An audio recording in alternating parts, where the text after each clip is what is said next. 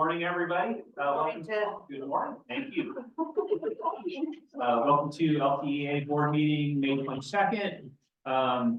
Let's go ahead and we'll all call the meeting to order, and we'll start off first thing by pledge of allegiance.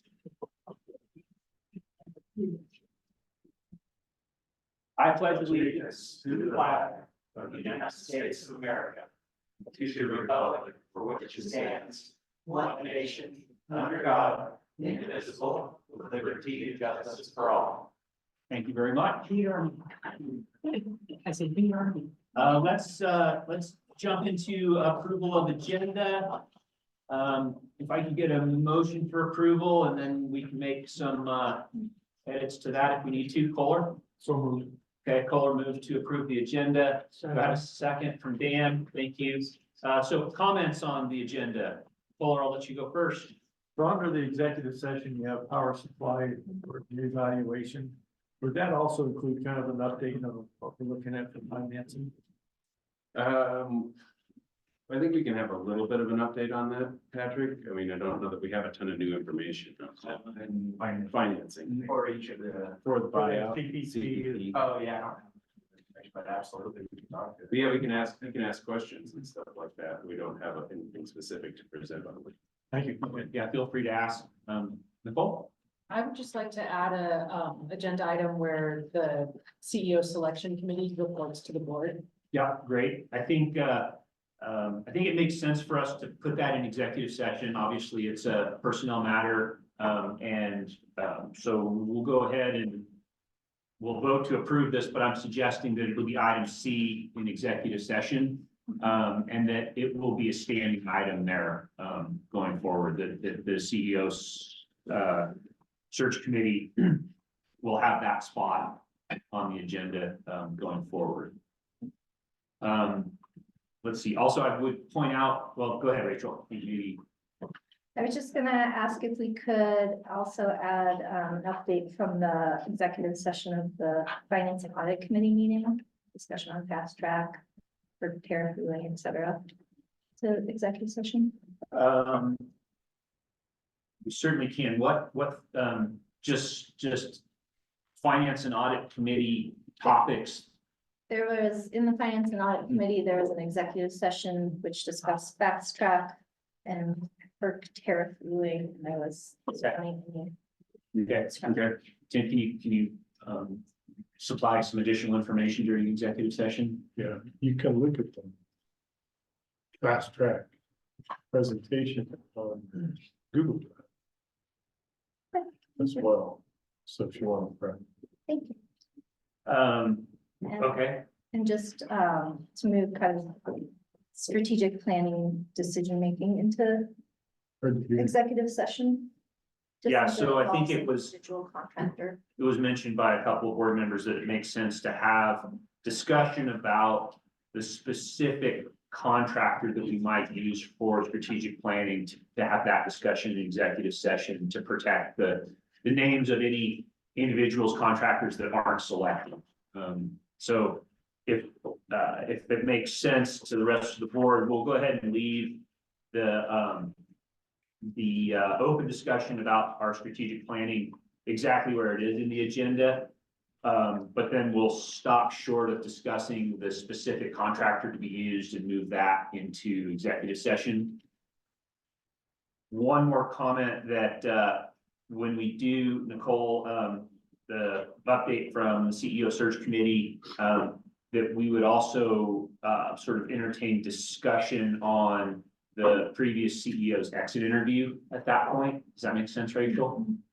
So that'll be sort of, in this meeting, that would be rolled into CEO selection committee during 7C. Okay, quite a few shifts around there, but I didn't see any objections during that. Any other discussion about modifications to the agenda? Okay, then we'll go ahead and have a vote. All in favor of accepting the agenda as modified, say aye. Aye. Any opposed or abstentions? Okay, we have an agenda. Let's see. before, next thing on the agenda is member comments and concerns, and I guess I would just note that, I think we're still one shy, right, Janelle? Yeah, so, John Mitchell's obviously not in the room today. I think he's trying to get on, via Zoom, so, just to make everyone aware that we're all aware of that. Let's move then into member comments and concerns. Graham, will you read the preamble for that? Yes, thanks. The board encourages comments about the cooperative from its members. Board will take all member comments under consideration, but it will not provide a response during the member comment period. Board asks that each participant's comments pertain to cooperative business. Those wanting to address the board during the public comment period are granted 5 minutes to address their topics. Lengthy comments to the board should be submitted in writing. Formal complaints must be filed in writing and submitted in compliance with applicable board policy. Comments from the public will be directed to the entire board, not to any individual.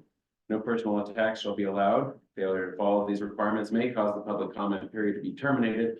Copies of our cooperative policies and procedures on public comment and filing complaints are available on the cooperative website. Thank you, Graham.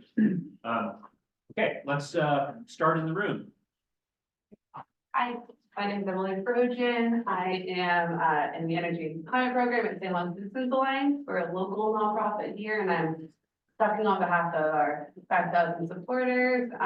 We are very excited and still want to continue our thanks for LPEA's decision to leave Tri-State, and really just short and sweet want to encourage you all, as you're looking at the future of your power supply, to include the membership in that effort, to be hosting town halls, to be public facing. We have a lot of local expertise, and a lot of our members care a lot about this issue. So including your membership, having town halls and other kind of surveys and ways to engage folks as you move forward is really important. So just want to encourage you all to do that. Thank you. Thank you. Thanks for coming today. Any questions, any hands from the Zoom world? Let's see. Okay, then we'll go ahead and close member comment period and move into agenda item 3, consent board items. Any questions, comments, concerns with the consent board items? And if we can't resolve those, then anything that we need to take out of the consent board items. Okay. Oh, I move to approve the consent board items.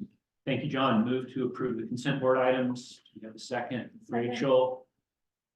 Any discussion on that? Okay, then all in favor of approving consent board items, say aye, raise your hand. Aye. Any opposed? Abstentions? Okay, passes. Quickly then into CEO and staff reports. Perfect. Yeah. All right. The dashboard.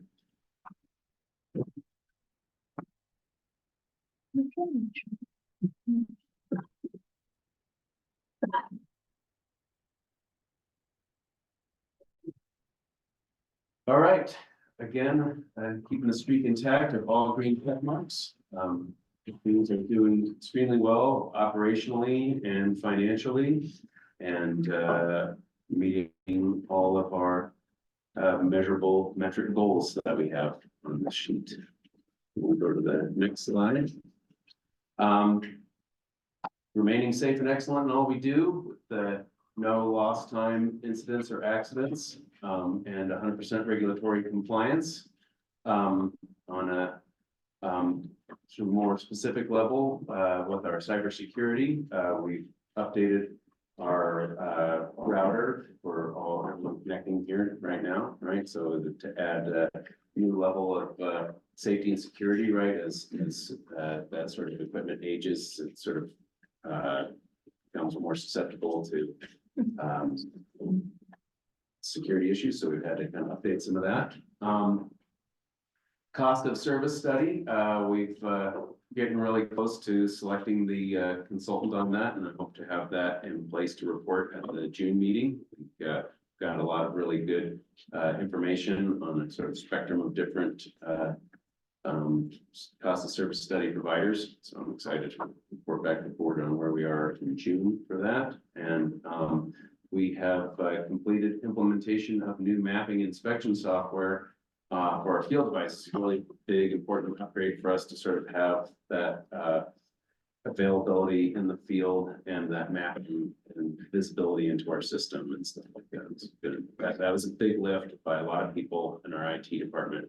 Really worked hard over several months to get that done. So it's a big kind of group effort. Yeah, big round of applause for them on that. So,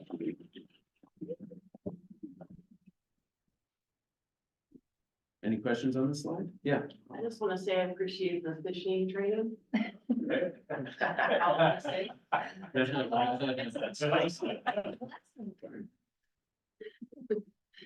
More worms. Nice. Anything else on this slide? All right, let's go to the next one. Keeping the lights on.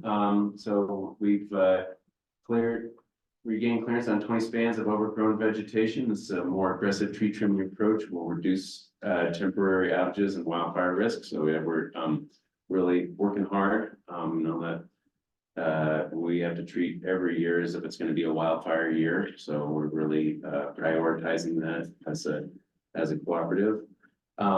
Our capital project schedule, 29% of budgeted work has been completed so far, which is a really good number for this point in the year. And we're really excited about how productive we've been on that end. Just sort of call out a couple of specific projects that are proceeding well. Durango West 2 and Shenandoah are progressing very, very well.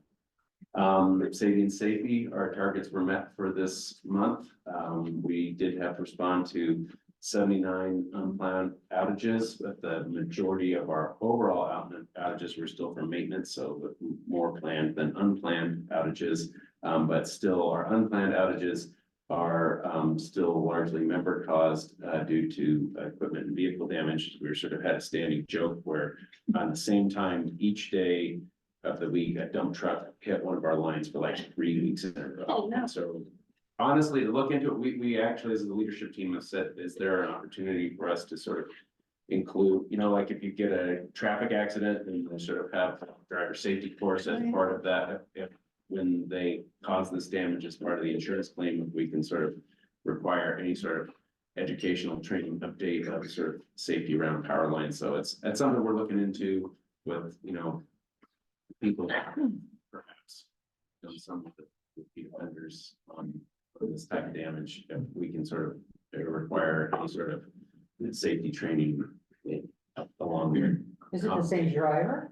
The same truck. I don't know if it's that specific. Okay. Yeah. Get a comment. But yeah, and then also trying to outreach to these specific types of operators that operate this kind of equipment and sort of encourage greater education around that. We're working on outreach to try and limit that as sort of a human decision making. Joe. Regarding that, do we have insurance when that happens, or how are those repairs covered? And can you give us a magnitude of, we're talking thousands of dollars every time this happens? Jerry, do you have an idea on sort of, everyone is probably different, right? So as long as it's not a hit and run, then their insurance covers the damages. And recently, the damages have been, in the close to $10,000 each time. So, it's not cheap when you break poles. And how responsive are the insurance companies? Are they stepping up, or is it a fight? They are. 90% of the time they step up. There's no conflicts at all. It's the ones that we do have some that fight it, but it just extends the process and they usually lose. And it's taken away from other work we should be doing, you guys should be doing too, right? They have been happening after hours. So that also increases the cost because then they're covering double time.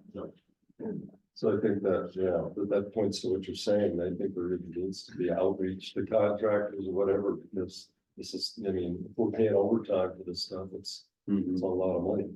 Yeah, and it's distracting, right? Like you said, like we're sort of built to respond to after hours emergencies. That's part of our core business, but like, we like it to be, you know, things that aren't avoidable.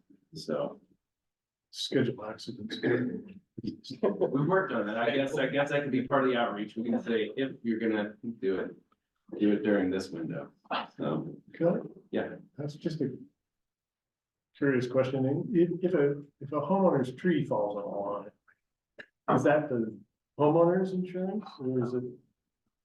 They don't have, I mean, they have as little control over the weather as we do, so. So that's considered a cost to our. Now, if they cut the tree and it falls on our line, then they are responsible. But if the wind blows it over, no. of course. Thank you. Yeah. You got a problem, Tim? But yeah, actually, a tree last night fell across my driveway. So I had to call in a favor from the tree cutter, to come out and remove it. Otherwise I wouldn't be here. So he did you a favor, but not necessarily. It didn't take that long. If that's what you meant. If you meant something else, we can fight it out.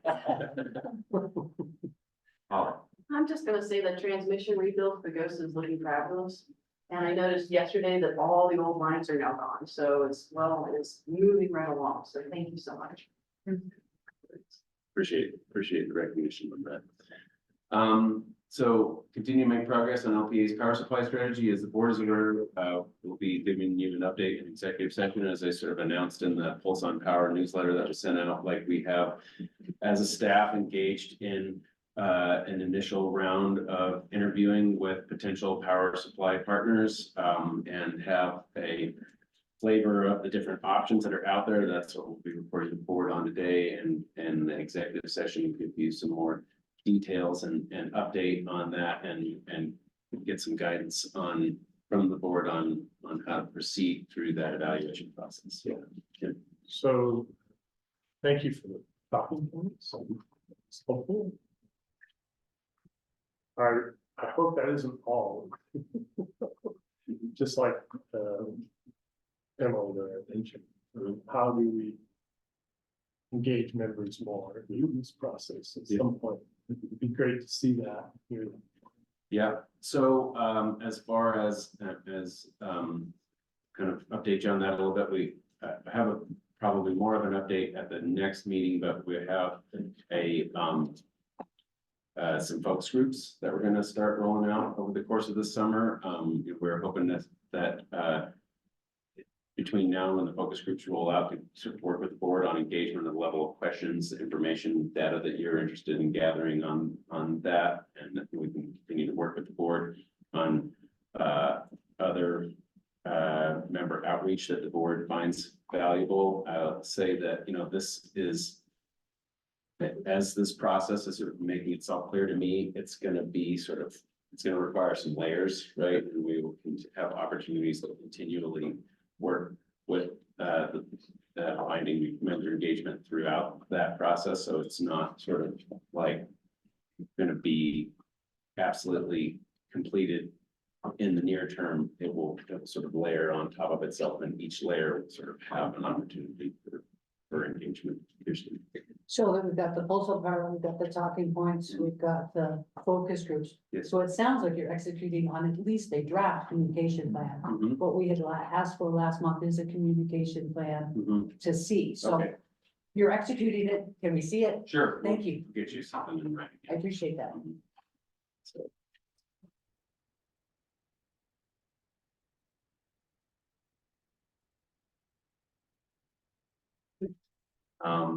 And then, any other questions on that? I mean, obviously, a lot of it is going to be an executive session today. And then, continue to pursue local clean power projects. Obviously, Sunside subscription program is coming together. Our board approved it recently, and so we're getting ready for the rollout process to drive engagement with that, get different membership categories filled up and stuff, and hope to have that fully subscribed and deployed to the members early in the fall. sort of in the September, October range. And, but everybody's been aware of the grand opening that we're gonna be having out there on June 12th. It's excited to see everybody, excited to sort of say that we've got an awful lot of quick responses to our RSVPs from other community members, both in La Plata and Archuleta counties. Just say that Archuleta county's RSVPs were some of the very first.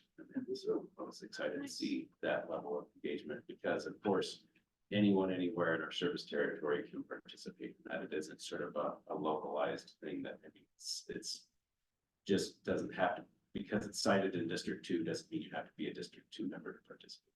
Any member. Just one, Graham. Yeah. For members that are getting excited about this, you know, and it's a lottery, and so I'm sure there's some anxiousness about it. Sure.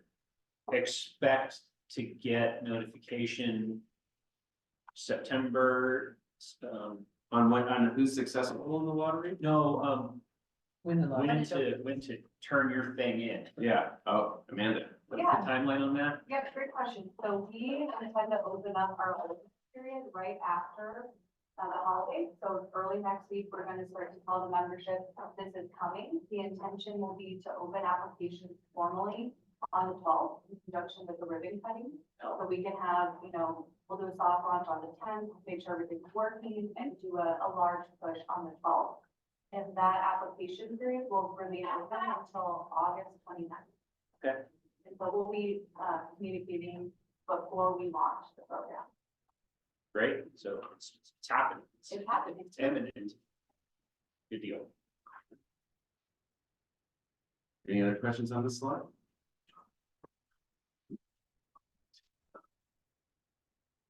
We address a community partner, so we improved members' overall satisfaction. We achieved a 56% open rate on our WhatsApp newsletter, which is 18% above the national average. So our members were actively engaging with our communication method that way, you know, as part of our overall communication plan.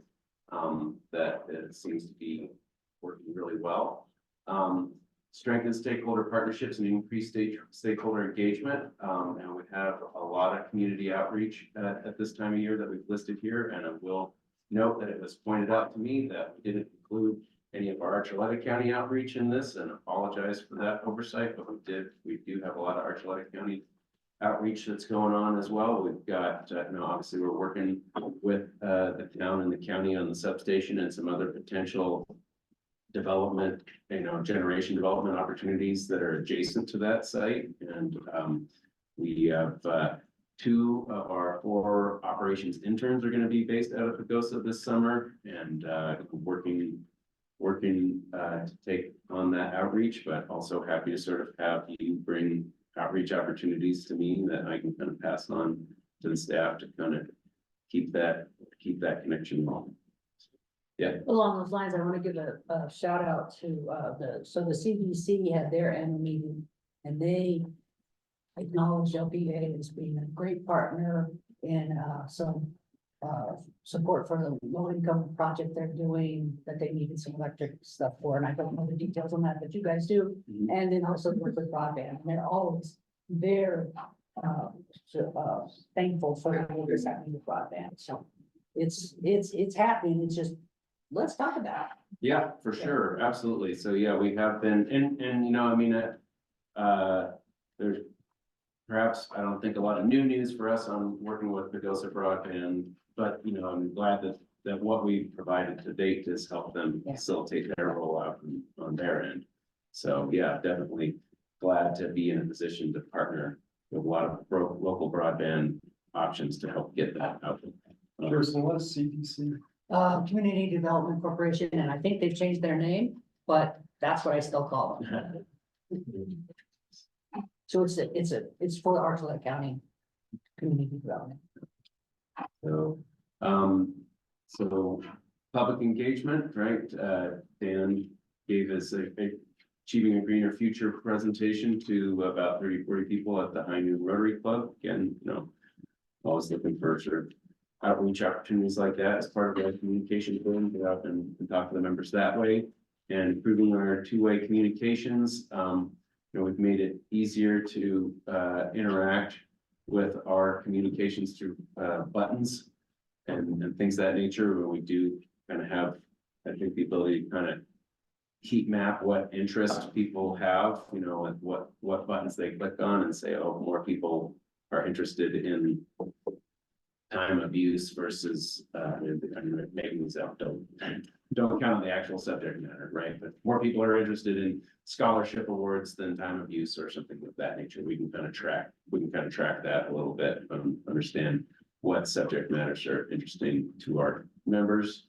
And then we've updated our construction communications to kind of automatically populate across social media channels, and that was a big time saver for us. It used to sort of like all be kind of hand entered across various social media platforms, and to be able to have everything sort of rolled out in a linked fashion was a big successful lift by our comms department, and I think that was a big accomplishment. So it's very helpful in terms of staffing productivity. Yeah.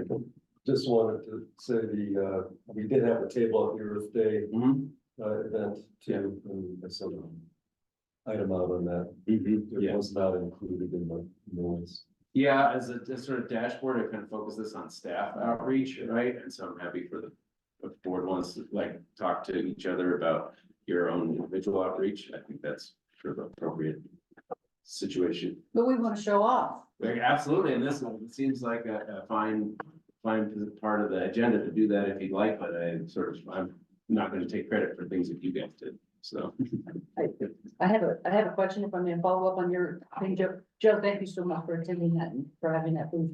One of the things that you talked about is that Dave was there and you were able to pull him over for some more technical questions.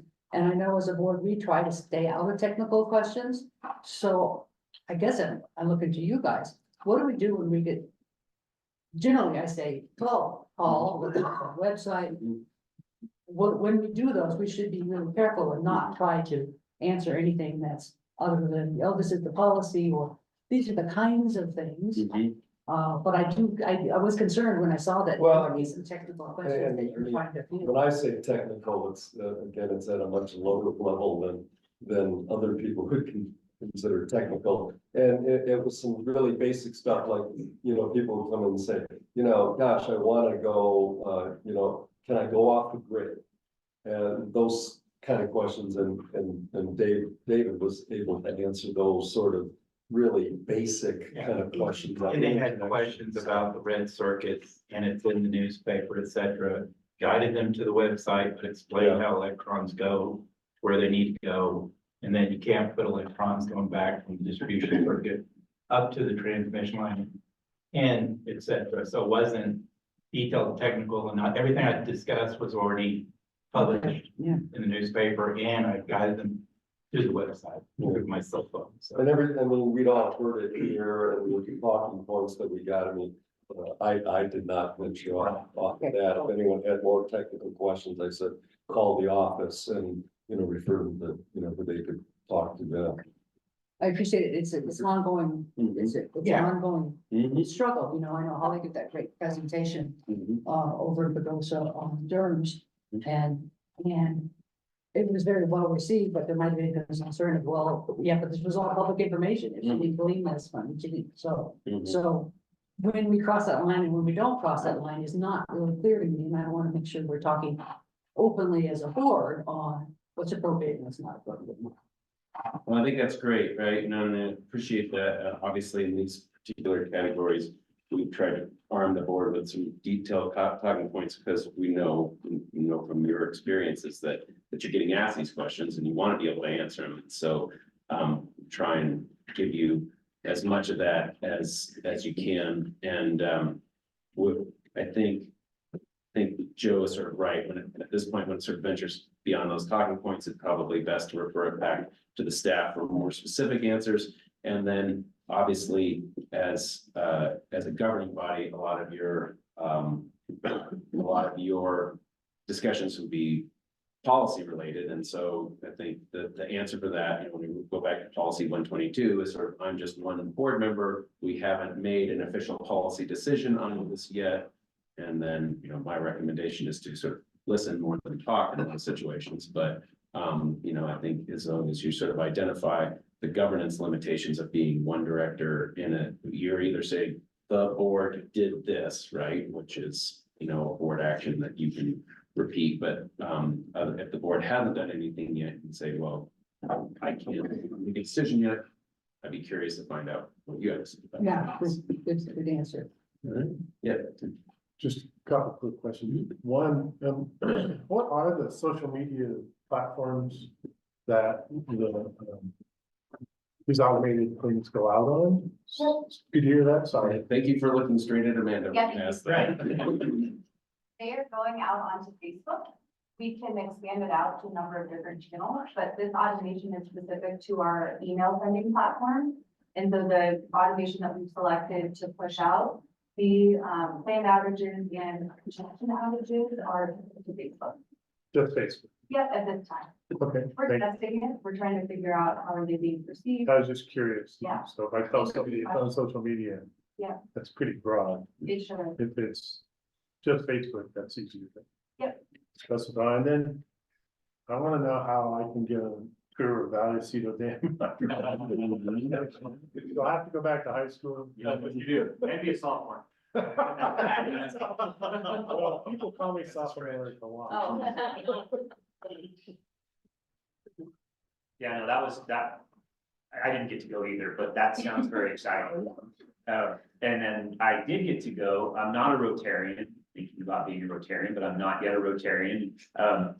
But I did hear that Dan was gonna present, and so I reached out to a Rotarian and asked if they could invite me.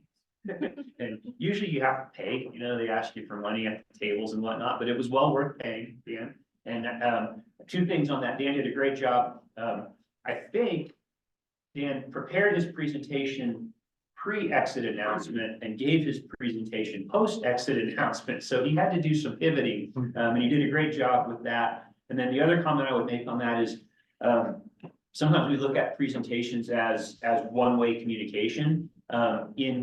In some environments, and this one specifically, I thought it was very much two-way. So not only was Dan providing information to a relatively small group of people, he was also getting feedback from that group of people. So sort of a non-design focus group, if you will.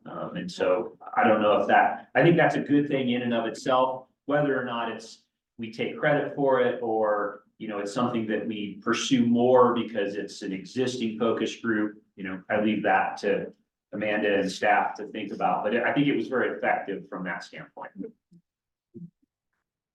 Holly. First of all, Dan, you always do great work. Thank you.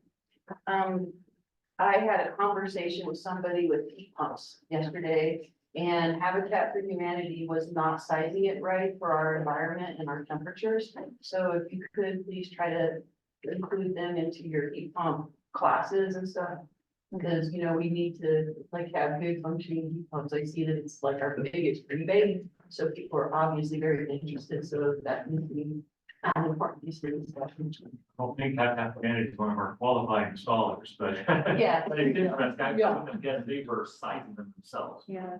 They ordered it, they put it in, and it's not right, and they're having problems, and we don't want I that. expect that they would if they weren't. Yeah, Yeah, it's not the cold weather one, is what's the problem. Probably not just a simple phone call, it's on to training. Yeah, well, there you go. Thank you. There you go, kaboom. Anything else on this slide? Yeah. There's an article in the Pagosa Sun. Nicole, did you send it out about the transfer station? And then, can you speak about that, the whole bit a little bit? Well, I mean, it's sort of, I'm trying to remember exactly. The county owns it and they're giving it, the city owns it. Town owns it, and they're transferring it to the city, and sort of along the lines, we've been engaged for almost over a year, right? About sort of how to sort of best effectuate this transfer, if that should be subdivided, if we own our portion, or if we have some sort of long-term lease or easement or sort of ground footprint and stuff like that. So it's been, with multiple partners and sort of the intergovernmental nature of the transaction, we've been participating in discussions all along. I think we'll plan on going over there soon with, I saw that with Jake and stuff. I think Dan and I might try to make it over there for that too, but it's my schedule for one of their public meetings to speak to it and stuff. Okay. It's great if it would work, and I can see all sorts of reasons it wouldn't work. But I would tell you, it would be the most scenic Yeah. substation you would ever see. If you've ever been out to our transfer station in Pagosa, it's gorgeous. Yeah. No, for sure. And so, and it makes a lot of sense from where our current grid is located, and so it was sort of an ideal spot for us that we've been engaged early and for quite a while. Trying to get this, it meets a lot of needs for us. Yeah. Yeah, I was just curious about the impact of this substation. It's a rebuild.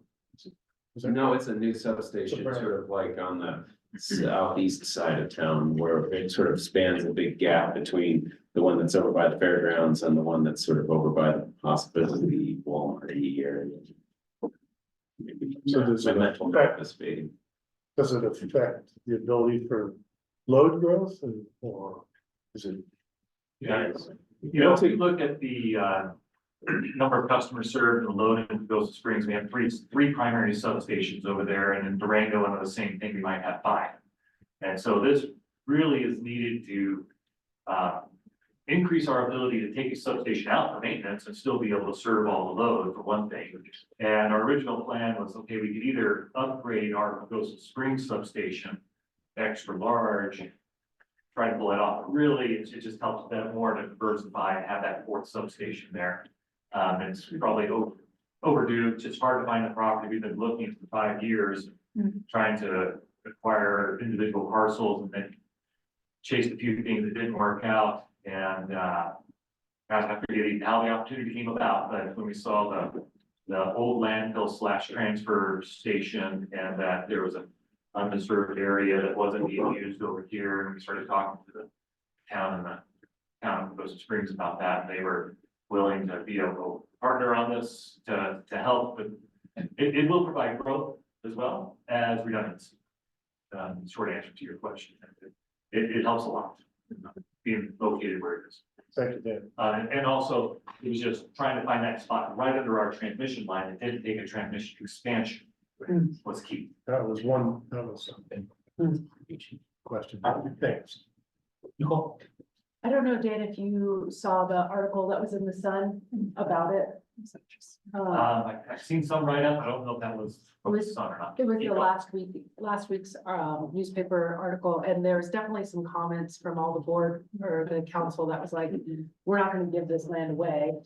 But I think it's a really progressive board, and they would be interested in partnering with, community level energy planning. So I think the delivery needs to be one of engagement and partnership of not just, this is an LPEA need, but like the town. Oh, absolutely. I think that would go a long way with that particular board. Yeah, it's interesting messaging out there. We're still missing something for being sometimes we don't find out they had a discussion at the board level until after they're already happened. And so we've always offered, it's like, yeah, let us know when these are coming, and there's supposed to be another one coming up. They said either June 4th, or there was another date that we're shooting for. And so we hope to get there and interact and be able to answer those questions about enabling future growth, enabling redundancy, interconnection we're looking at solar energy storage on the right next door to it, and other things with them. So if we can get that out in an open venue. We have these discussions with the staff, but I don't think that discussions happen in the open venue for a news channel to come on. So Right. we'll try to make that happen. And I think the next steps for the town is they were gonna have the land assessed. Yes, that's exactly what's happening right now. Yeah. I mean, what's land worth next to a landfill, old landfill? That's dollars. A landfill. anything else on the slide? All right, let's go to the next one. And so this is just some pictures of our different engagement, all different staff members out and about, and unfortunately, in the LPEA community, don't have any pictures in the Archuleta. Work on making sure we get that captured and put in there. Go to the next slide. These are our scholarship recipients, right? We would normally be sort of anticipate to have had our annual meeting here and be able to celebrate these outstanding young individuals. At that point, instead, trying to do some outreach and maybe make it to some of their graduation ceremonies to celebrate them there, because by the time our annual meeting rolls around in September, they'll all be off at school pursuing sort of wonderful opportunities that we're helping to do. So, Great. Yeah. I was really fascinated, Katie Killanen, from Bayfield is, going to, the line workers school. Yeah. Like I said, first time I'd seen Mhm. a woman, do we have any, are there any women line workers? Employed for us, Okay. it's becoming more and more popular, for sure. Yeah, so that's great. It's, I hope we're getting her some, extra when she gets back, that, we'll give her some accolades on. And, this is a opportunity for females to participate in too. She's actually gonna be one of our interns this summer as well. Really? And Katie received Gary Hubs as Mhm. well, right? Yeah, so Gary Hubs, one of our former line workers who unfortunately passed away recently, we had a scholarship opportunity given his name, and Katie received that as well. So really, two scholarships, yes. Wow. Joe, I appreciate you using the term line worker, because one of the reasons that perhaps we don't get as many women applying for line worker jobs is because we keep calling them linemen. And it's a hard, when you don't see yourself even in your title, it's a little hard to do there. So I really appreciate you using that term. Well, and I think it says Line Workers School of Colorado Mesa University. I don't know, maybe, is that a term they're using now? I don't know. That's been sort of the trick, right? We use worker as our sort of internal style guide whenever it's available. When we're referring to a specific external entity, I try to sort of refer to how that entity refers to itself. So there are several entities out there that still refer to themselves as lineman, something or other. I will say that sometimes those slip through and we identify an entity that refers to itself as lineman, as line worker, because, and I don't really have I don't have a big problem with that, because I agree with you guys that we really need to be encouraging people like Katie to pursue that. I mean, for all I've been told about Katie was that she's one of the most impressive line worker scholarship applicants that we've had in several years. So I've heard nothing but spectacular things about her individually. Nice. Yeah. And I do want to recognize that I know we have a union title of lineman, and that that's a job, and we have to call that title of lineman. So I'm not dismissing that at all. Yeah, I'm just saying when we can possibly be inclusive, let's do. absolutely. That's definitely and sometimes we do it even stepping over the line and say when we err that way, sometimes people refer to themselves as linemen and we don't refer to them as line workers. It happens. So more often that way than the other. Any other questions on the scholarships? Just that candidate's really climbing up in the world.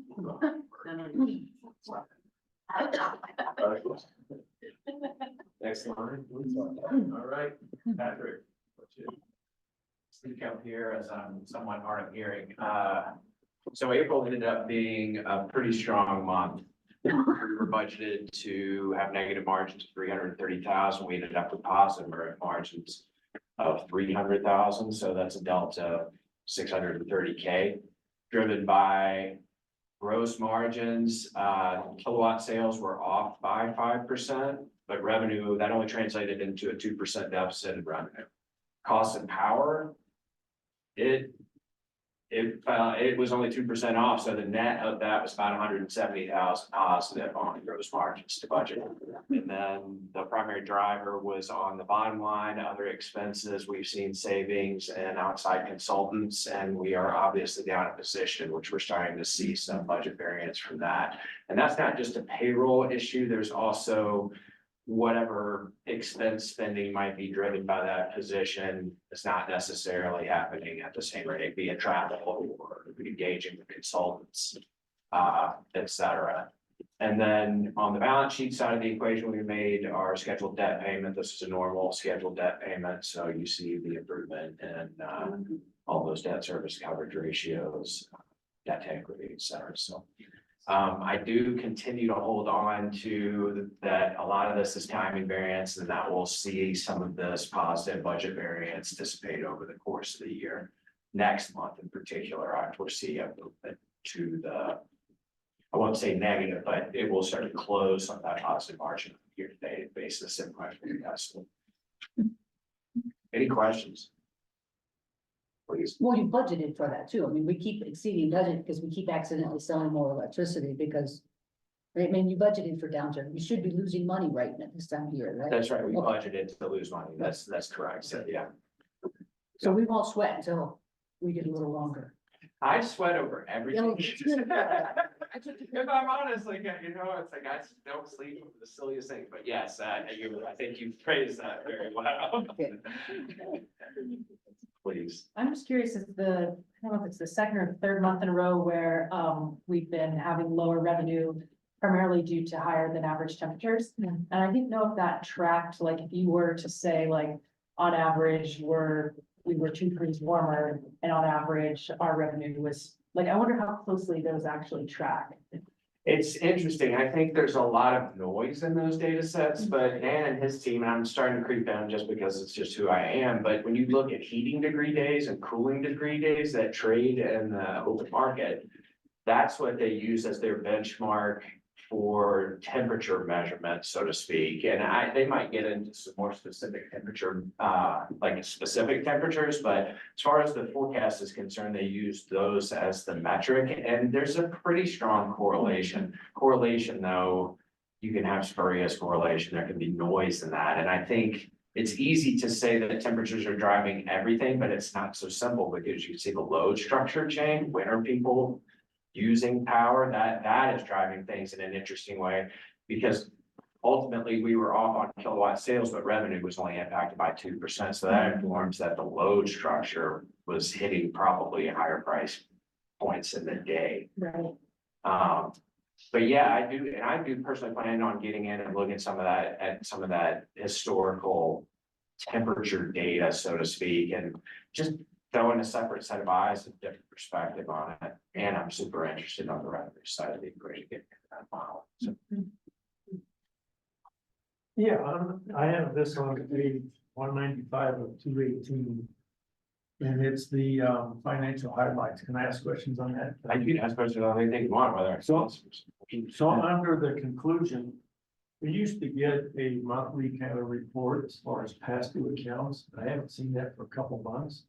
Could you kind of give us an update on how we're doing on our past due accounts? Oh, as far as accounts receivable, Yes. receivables right now are pacing, I would say at historical lows still. Yes, absolutely.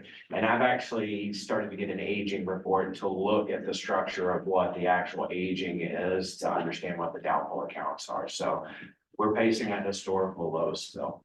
Okay, and then another thing about supply chain constraints and inflationary challenges. Can you kind of give us an update? I know on inflation, you can listen to the radio or whatever, get two different things. In reality, what is the effect on us right now?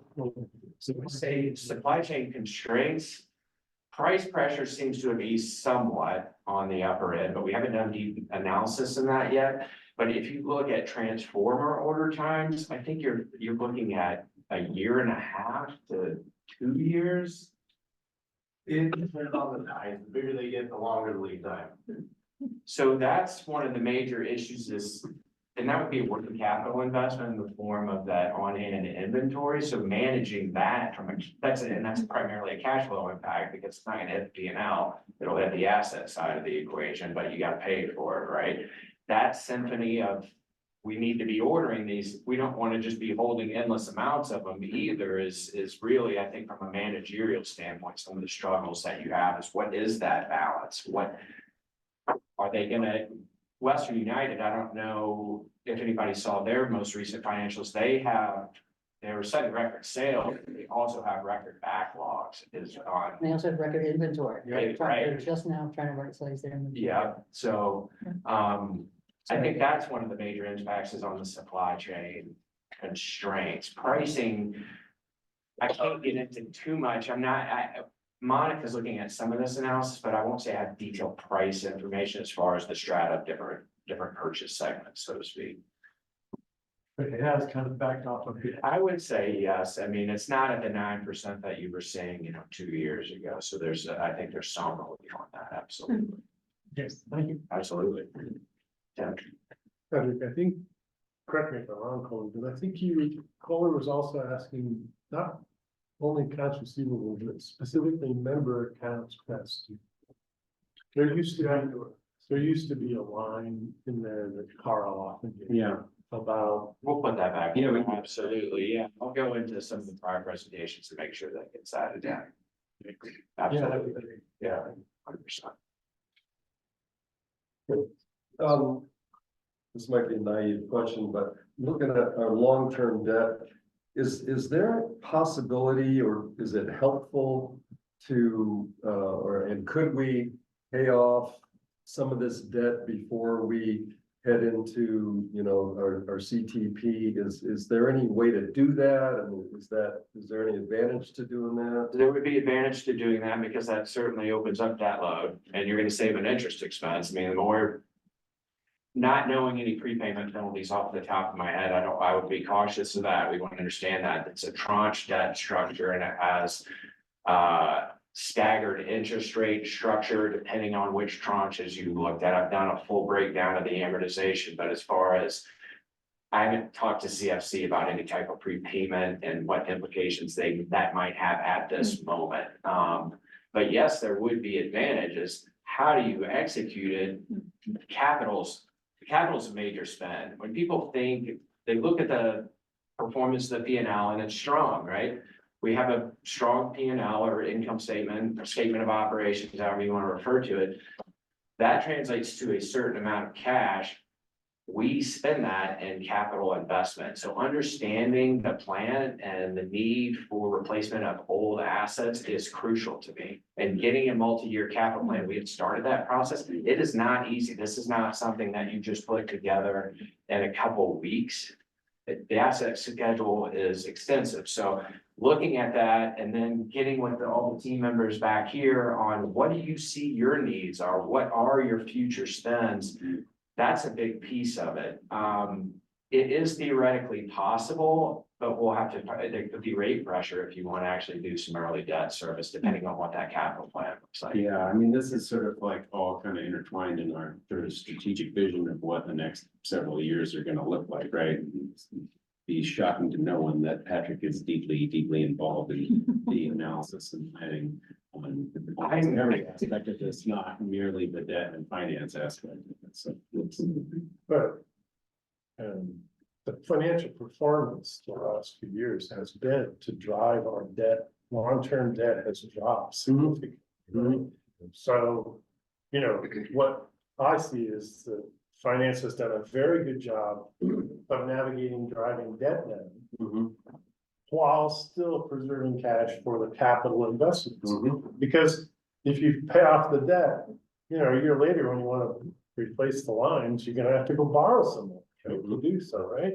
So I think it's been navigating a very, very small but crucial channel of not gaining more debt and utilizing the cash in a great way. And also, we built cash in that period of time. So I think that financial performance has been pretty stunning the last 3 years in navigating all of those pressures. So I personally don't see a huge advantage right now in sort of trading our cash for debt paying out, when it is already very low compared to historical measures. I think Well, we there's need that- that for other capital that we're going to need to build out when we get to a point of, You certainly want to make sure you're not drawing on new debt that's at a higher interest rate. right? Yeah, Well, it seems like with some of our, like with the new PACE loan, we have some pretty high cash on hand benchmarks we have to maintain too.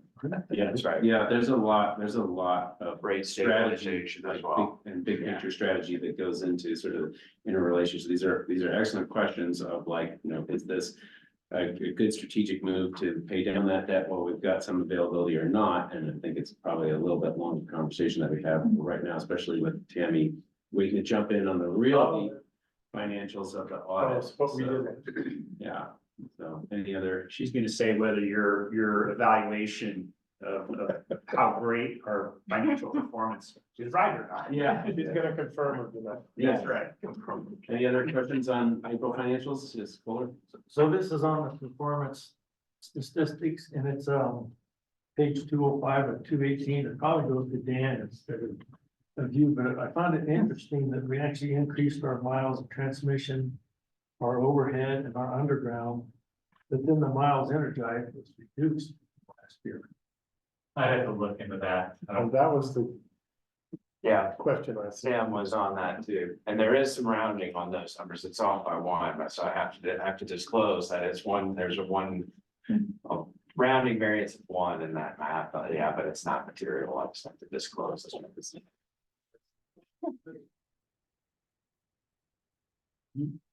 I beat you too.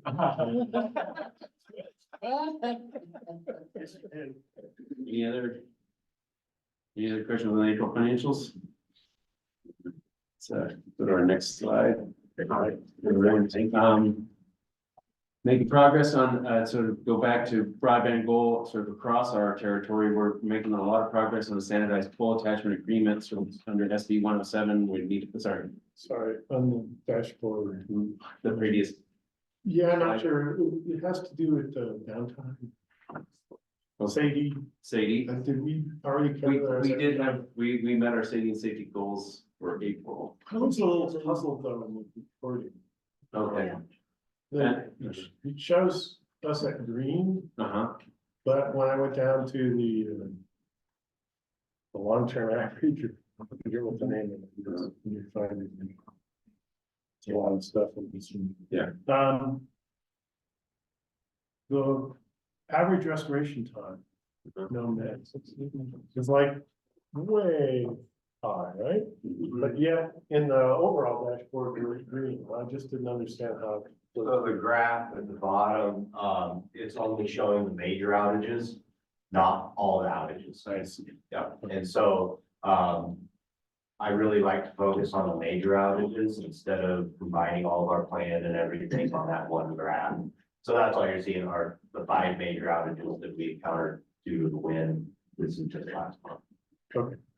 Except for it specifically says without MEDs. Right, yep, So, because MEDs, which are major outages. when we have a major event day, they are actually tracked totally separate from our overall safety numbers. Right, And so I don't incorporate those into the major outages. So they're tracked totally separate. okay, but you just explained why that thing was large, because you exclude the MEDs. So if it's large, There's, it so really there's should be in our three, safety and safety there's- numbers, and Tim has a point that we're there's saying. 3 different categorizations. So a major outage is not considered an MED. They are 250 members out for more than 30 minutes. And a med is anytime it's a really difficult equation for me to understand. I'm sure Dan knows it, but anytime that we track on a daily number, anytime that our SAIDI gets over that number, it's considered a major event day. Now, how that happens, you'll have to deal with Dan. I'm not really sure how that equation works out. But major event days are not included into that graph. You're nodding your head, you're understanding this? You're saying there's a distinction between major event days and major outages. They're not, to conflate the two is not accurate. Okay. I guess I was gonna ask the question, like, what's the big takeaway for us? Right? Like, So- accurate? Yeah. So if you look at the earlier outages on that graph, following the months. For me, I can look at it and know exactly why the average is lower on certain months than, so take last month, for example. We only had 5 major outages and the numbers way up. Well, the reason that is because we had trees go through lines, break cross lines, break poles. And so it took longer to restore those outages. I compare that to our previous outages and it was snow unloading. You know, we had scattered multiple outages and it's quicker to restore power when you just have to close the fuse in. Now, if it was snow unloading and we had 5 outages and that number was way up from this last month instead of wind, I would look at my operations and say, what was the issue? Why did the same outage take twice as long? And then it gives me just a big overview of improvement opportunities. So it allows me to really just look at that one graph and say, hey, my guys did something wrong. Or they're doing a great job. So does that help explain? Jerry, when was our last major event date? Do you remember We actually had one last month. last month? Yeah. And that was from the wind, Yeah. is that right? Okay. Yeah. And how many people were out or how many? Pretty much everybody from Yellow Dragon to Pagosa. We had a issue on our 69 and lost the sun.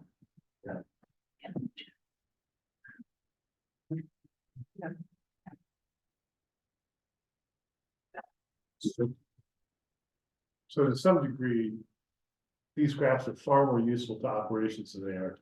to board. So, that's one big thing. So on that basis, expect us to ask questions. Perfect. And I appreciate your answer. Thanks. very much. So Jerry, you're talking about, so this chart talks about the major outages, and thank you for the education, and now I understand, you're gonna have to remind me, or you have to remind me about that difference. So there is such a thing as death by 1,000 cuts, and those are sometimes those little outages that are just nuisance outages, that they can be indicators. So I imagine, and I hope you can tell me a little story about this, that there's some other way that you kind of track all those. Well, what the heck is going on? Why are we all of a sudden seeing a whole bunch of little things flip? Yep. Can you talk about that for a sec? Yeah, so we have a hex grid map and it does exactly that. And every day I look at a report and it shows me where the outages were and what caused the outages. And we have a list of causes that's probably 30 causes long. And we track location and frequency. And then, so if we have a tree issue and we have this fuse blowing constantly, then we'll go in and we'll find the problem and fix it. Big one right now that always is animals, of course.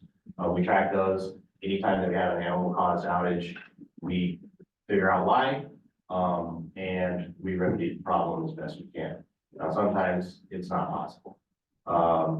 For example, this last month, we had a bear crawl up onto a transformer and it was completely covered, raptor protected, insulated, but it found a way to get in there and kill it. So it's not always possible to prevent, but we do track them and try to fix them. Thank you, Jerry. I appreciate that. No problem. Any other outage related questions on that topic? So, yeah, just sort of, going to tout our new, on this slide, tout our new RMUC, grant. This is going to help us with cybersecurity. This was, something that we spent a lot of time talking about in our leadership team meeting that I don't know anything about it, so I'm perfect to describe it, because if I knew too much, I could tip the hand on where maybe things might need upgrading around here. I don't know. So far as you guys know, our cybersecurity is perfect and will only get better with this additional money and time, right? So. I'd say that. So probably don't ask a lot of questions, and if you do, they'll get referred to me because I don't have the answers. Any other, yeah, We were working with Virtual Peaker to develop some more different, program offerings. Yeah. Where is that standing? maybe we should kind of talk about that offline. Yeah, no, it's okay, but I think, yeah, it's something that at this point is probably better kept for a sidebar discussion. Gotcha. Thank you. Question. So the fiber company that bought Fast Track, they've been advertising for, gosh, a year or so. And, I was talking to, I called them up and said, well, when is it gonna be available? Because I know they've done a lot of work on Liberty Road. And the answer I got was, well, we're waiting for, and they didn't say LPEA because they didn't know, but we're waiting for LPEA to allow us to put our cable on the on the poles. Where I also know that they've been burying lines under Florida Road. And I'm just wondering, is there a disconnect there, or can we know what's going on there? Because it's just, again, they've been advertising for a year, and it's like, okay, come on, let's have some service. I know. That's a high priority for us. My understanding from talking to Ryan is we're not backlogged, right? We get these guys into engineering at the same rate that we get everybody into engineering.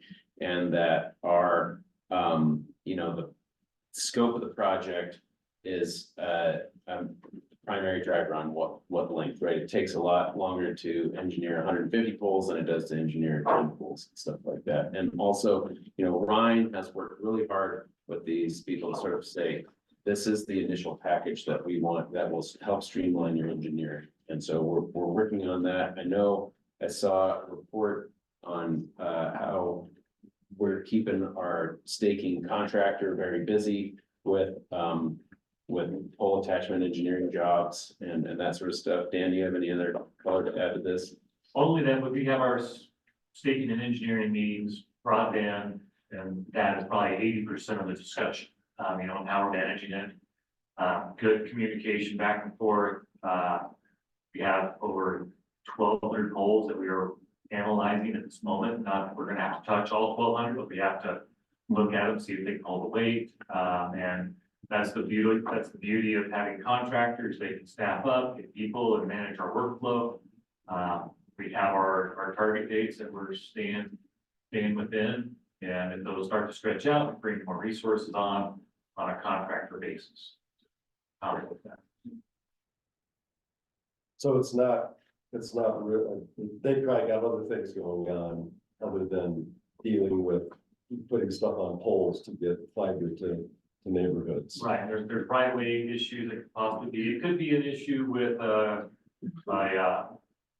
box if they have the, need to get something downstream ready in order to be able to provide a service. So I won't say it hasn't been without its glitches and hitches, but each time we're refining our communication, we have utility scoping meetings in this boardroom where all the utilities from the area come in and share details on what's going on, and talking with those exact same company. And I had some long discussions yesterday. We're vetting a couple of process changes to see if we can smooth out some things. And we're trying to determine if that has merit in a good path forward or not. So they toss ideas to us. I'm like, hey, let's think about that. So then we have an internal discussion, see if there's a way to do the process improvement there. Whether it be they take on more of the work and we grab it at a later phase, or more hands, or different things. So Because they're not providing service anywhere in Durango yet, right? I mean, or they. Is it us? I know. That's not. Sorry. No, that's okay, that's why I wanted to know, but. I mean, you know, I will just observe from the time on fast track boards. Putting in a fiber run, even a small one, takes a lot of time. There are a lot of I's to dot and T's to cross, including right of way issues and so forth. The city itself sometimes is an obstacle. You know, right now, there's an unprecedented amount of activity on agencies like LPEA and others that have not had that kind of volume really in the past. But I drive Louis Road frequently, and you know, all that undergrounding that they did was to put the conduit in. That was not to put the cable. They're running cable right now. So they, you know, there's understanding that process and how much time it takes. I would just say they seem to be going remarkably fast, right? For historic, my observation of historic time. For whatever else, whatever. Not only fast, but also lots of volume. I guess I'll add to that. So I hear the sort of like how that can seem frustrating because they advertised and they're not delivering, and fair enough, you know, that might be a little, they got ahead of the game there. But my takeaway from all of that is that we're seeing progress and activity that hasn't been seen before. So that's all good. It's all positive. And then, you know, with Graham and Dan's comments that, you know, the LPEA is being a good participant here and working really hard to step up, so to speak, you know, to kind of keep up with this new process that is extensive. You know, there's a lot going on. It's at a rate that it's never been seen before. It's probably only going to get faster, not slower. And so I think from what I'm hearing, not only today in this boardroom, but also outside of the boardroom, you know, LPEA is doing a really good job of being the kind of good partner that we have a strategic initiative around, you know, that we will form these partnerships and that they will serve our membership. And you know, yeah, 10-4, I mean, I signed up for the thing too. I'm like, put it in my house as soon as you can. But And I, you know, it's not a criticism of anything we're doing, it just, when they said that, it was like, it looks like they're putting the blame on. those kind of things happen. Those happen in every industry for sure. Yeah, great. I mean, I don't know if this is relevant, but when I signed up back in November, because I'm right there, yeah, they told me it'd be June at the earliest before things went live, so. Yeah, they told me Seems it's like- October. It's the latest I got. Okay, That is the same thing as June at the earliest. There, nice. All right. Great. Any other questions on this slide? Are we prepared for the future? Yes. Yeah. In the appendix, we have the slide of, the rebates. And I think this is the first time that I've really tuned in on how many different rebates there are and how many, you know, because each one's a different color. It's so great to see that multicolored box, and I think that's fabulous. And, I would chat, my challenge to you and your staff, Graham, is that how do we, so rebates is indeed a measurement, and I appreciate that. But there's also, we have so much data. We have degree days, we know when people were using their electricity, in which house, at which day, which hour, last year and this year. And sometimes it's just a matter of asking big data the right question. So the question is beneficial electrification, how much really is it adding to our bottom line? And I think we need to get creative on asking that question of our data, because I know the data is there. So this isn't the next month thing, this is okay, let's keep challenging ourselves on how we do that. And I'll check in with, I'll put a reminder to check in with you in like 3 months, okay, Jan? Graham? Sounds good. Jana, I don't know who you are. Oh, Jan. Okay, great. All right. Got a note for that, Rachel? This was just a question, is this the first month we have the water heater, program online or something? I don't know, it's a new yellow bar. Sorry, I'm on SharePoint. Yeah. Vision dashboard Appendix 14, page. and it appears the first time the yellow bar is there. Cumulative beneficial electrification sales. Because I remember you were starting a pilot and, you know, it takes a bit to get all the little. It's the machines ETS talking to each kilowatt other. hours. Those should have been there all. I think when I asked about that, right, because I was like, oh, well, that seems like a grow DR programs and stuff, and they were sort of like, it just sort of became large enough to be visible. Great, thank you. So, yeah. Yeah, I had that same question. This, so, later. Anything else? All right. Anything else on the dashboards before we're ready to move to Tammy and the audit? I just want to say I enjoy the trusted community, thank you notes. Yeah, no, it's always nice to be able to share those and, you know, really, sort of, I think, you know, our employees that engage directly with our members, like in my reports that I get are just constantly going above and beyond and getting fabulous feedback from our membership. Yeah, So, the gentleman that they talked about on that call, it does not surprise me that he got a great call like that, so. yeah, no, I think our member engagement employees, whatever level they engage with our members, whether that's in the field as line workers or meter technicians or as member service representatives or anybody, I'd say across the board, just does a fantastic job. So, It's not easy work. no, it's not easy work. They work very hard. All right, we're ready for Tammy.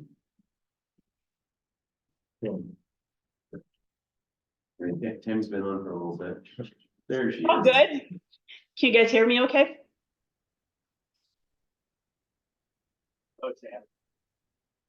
Can you, okay. All right, so I'm just gonna jump right into it. I did listen to a part of your meeting and got some good perspective on how you guys are operating and asking questions, and let me say that I do appreciate the questions that were thrown to the respective presenters. That shows involvement and really good sound understanding and, you know, questioning when things are maybe not where you thought it should be, or you have a place where you're misunderstanding things. As an auditor, that's something we like to see. So thank you for letting me sit in for a little bit of that. I think I have the option to share my screen, so I am going to pull up some documents and required information that were required to share with the board. For a minute there, I thought Patrick was going to start giving my presentation away, so I may have to make some little adjustments on the fly to make sure you hear some other words from my perspective of how the audit went this year. I didn't prepare like a slide deck because I thought this might be a good time and a good year to just really show you what the numbers are and dive into that audit report and see what they mean, just so that everybody does have a good understanding. I don't know if you know, this is one of my final performances, I guess. I am retiring May 31st.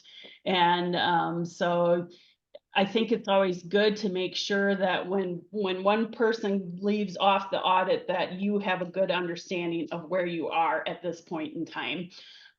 We have had discussions about good people that can be in the situation to take this over, and we've met with Patrick, and he has had some involvement with the rest of my team, and so I feel I am leaving you in good hands. But I just wanted to make sure we made a point of making sure the board understands where we sat at the end of the audit report.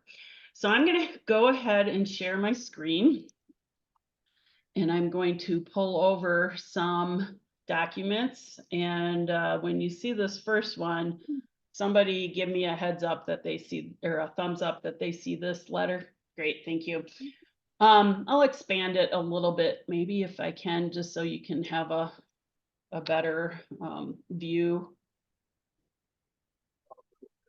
So this is a letter from us to the board of directors, and it does give some communication on things that we are required to communicate with you.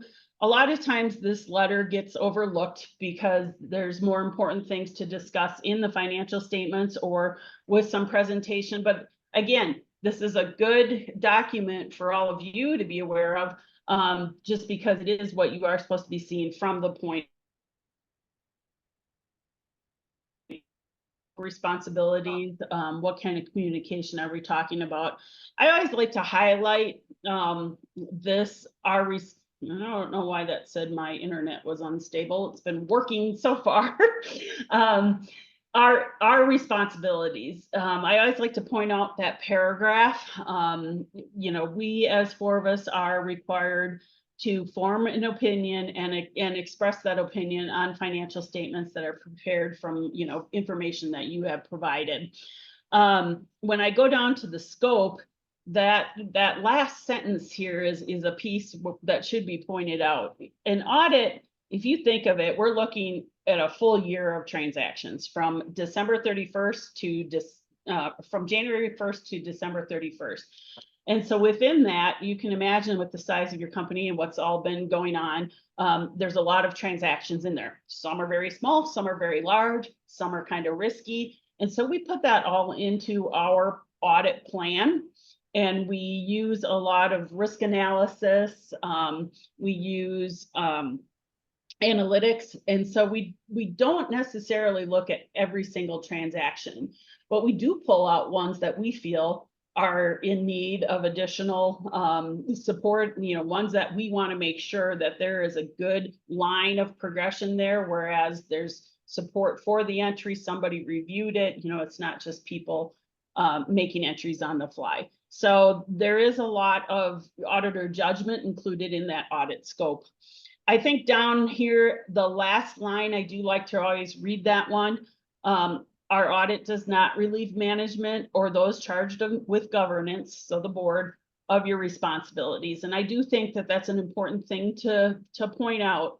You know, you do have a fiduciary duty to the co-op. And so if you are getting a financial statement and you don't know what this means or what this large expense is, or why haven't we finished this construction project, you know, it is good to have that communication, ask those questions as the side of a board member, because you still have that responsibility to show that interest and to make sure that those questions are being asked from the people that are giving you that information. If I go to the next page, there's some wording on here that can be confusing, so I wanna address that also. We have a place here for component auditors and group audits. As you know, my audit for 2022 included LPEA and Fast Tracks. In 2023, Fast Tracks got sold. Well, that entity was audited by a different auditor. And so in my reports, I need to say, hey, for 2002, which I'm showing you in my comparative financial statements, was audited by somebody else, and we're relying on that audit report. This doesn't really amount much to the 2003 financial transactions because Fast Track comes out of the equation because it was sold. But just know that some of that wording still had to remain because we're showing comparative financial statements 2022, 2023. Some of these other items, significant accounting policies, alternative treatments, you know, we do always alert the board that maybe there is a little segregation from what I would call normal accounting procedures. And it's because you are a regulated entity. This code section 980 kind of applies to when you have a discussion regarding rate stabilization or you want to defer some revenues. That is a board decision that can be made that reduces net income for the current year and kind of holds it in a fund. I would say in a typical non-regulated type of environment that's harder to do.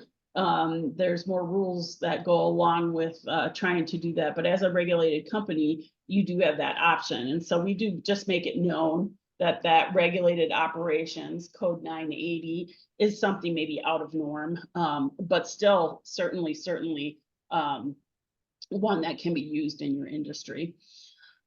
If I come down to the bottom here and I talk about, you know, where are our estimates, where maybe are some of our risks. One thing I did include here was allowance for credit losses. That wording might be a little bit different to you. We had a new financial statement that came out, standard that came out this year. You may have heard the term CECL. It's related to credit losses. And so I think EA, if you think of, you know, where do we have uncollectible accounts? Again, it's in your customer receivables. Every month you send the customer a bill, you hope to get that money back. That might not be a significant loss to La Plata. And Patrick even said, you know, things are at historic lows, but it's still a change that happened from last year to this year. So it does need to be addressed, but the way we addressed it is mostly in wording. So throughout your financial statements, you'll see the term credit losses being used instead of doubtful accounts or doubtful collections in a variety of areas. I think if you thought of maybe a hospital where a person goes in and maybe doesn't have insurance and has a procedure done, you know, the hospital could have a bigger impact in trying to collect that money. Whereas for La Plata, it's not as big of a concern. It's more so just getting our vernacular and vocabulary corrected. Some of the other things that we estimate are unbilled revenues, and that would be, let's just say you had a cutoff on December 15th. If I'm looking at December 31st, 2023 financial statements, those last 2 weeks of the month need to be captured. And so unbilled revenue is another estimate. Of course, depreciation. Depreciation is based on service lives and rates and how long we expect plant to last. That can change. So there is an estimate built into that. And then of course, self-insurance, that will be related on what the company expects to go through in a claims environment within a year. So there are some estimates in your financial statements related to that also. On the third page, I think some highlights, I might say. So if you've looked through the audit report, these are the ones that might have some additional verbiage in the footnote section. Of course, revenue recognition, related parties, deferred charges and credits, the sale of fast tracks, and then the subsequent event, which was noted where the board has made the decision to leave tri-state. And so what a subsequent event is when I'm talking December 31st financial statements, but we have another thing that happened after that time, but before I issued my audit report, that we need to make the readers aware of. That would be just the blurb that we threw in for the tri-state decision. And so there is some, like I said, additional verbiage in the footnotes regarding those footnote disclosures. I think the part that people really like to see is this section where we start to talk about what kind of entries were found in the audit. And I think, you know, I have both of these stated as no matters noted, and that is a direct response to your accounting department in your team, and just Monica's thoroughness in her reports that she gave to us. There was a couple of entries, but they were both provided by Monica. It was for the rate stabilization deferred revenue cycle entry, and then also an adjustment to property taxes, because we do get those later. You know, we come out to the audit about the end of January, and those property tax notices don't come out until a little bit later in the February timeframe. So those two entries were posted, but they were provided by Monica, so they were not like an audit finding. But happy to report that we didn't have any additional entries that were material to the financial statements that we suggested that Monica needed to report. Again, when I look at topics of discussion, the fast track sale was your big event for this year. There was additional items that needed to be discussed in accounting that needed to occur. And so we'll look at that a little bit more when we jump into the financial statements. You'll see that there is some other additional items that are included in communications, and one of them tends to be about internal controls. And so if I talk about internal controls, these are all the processes and procedures that you have in place to like prevent errors and fraud.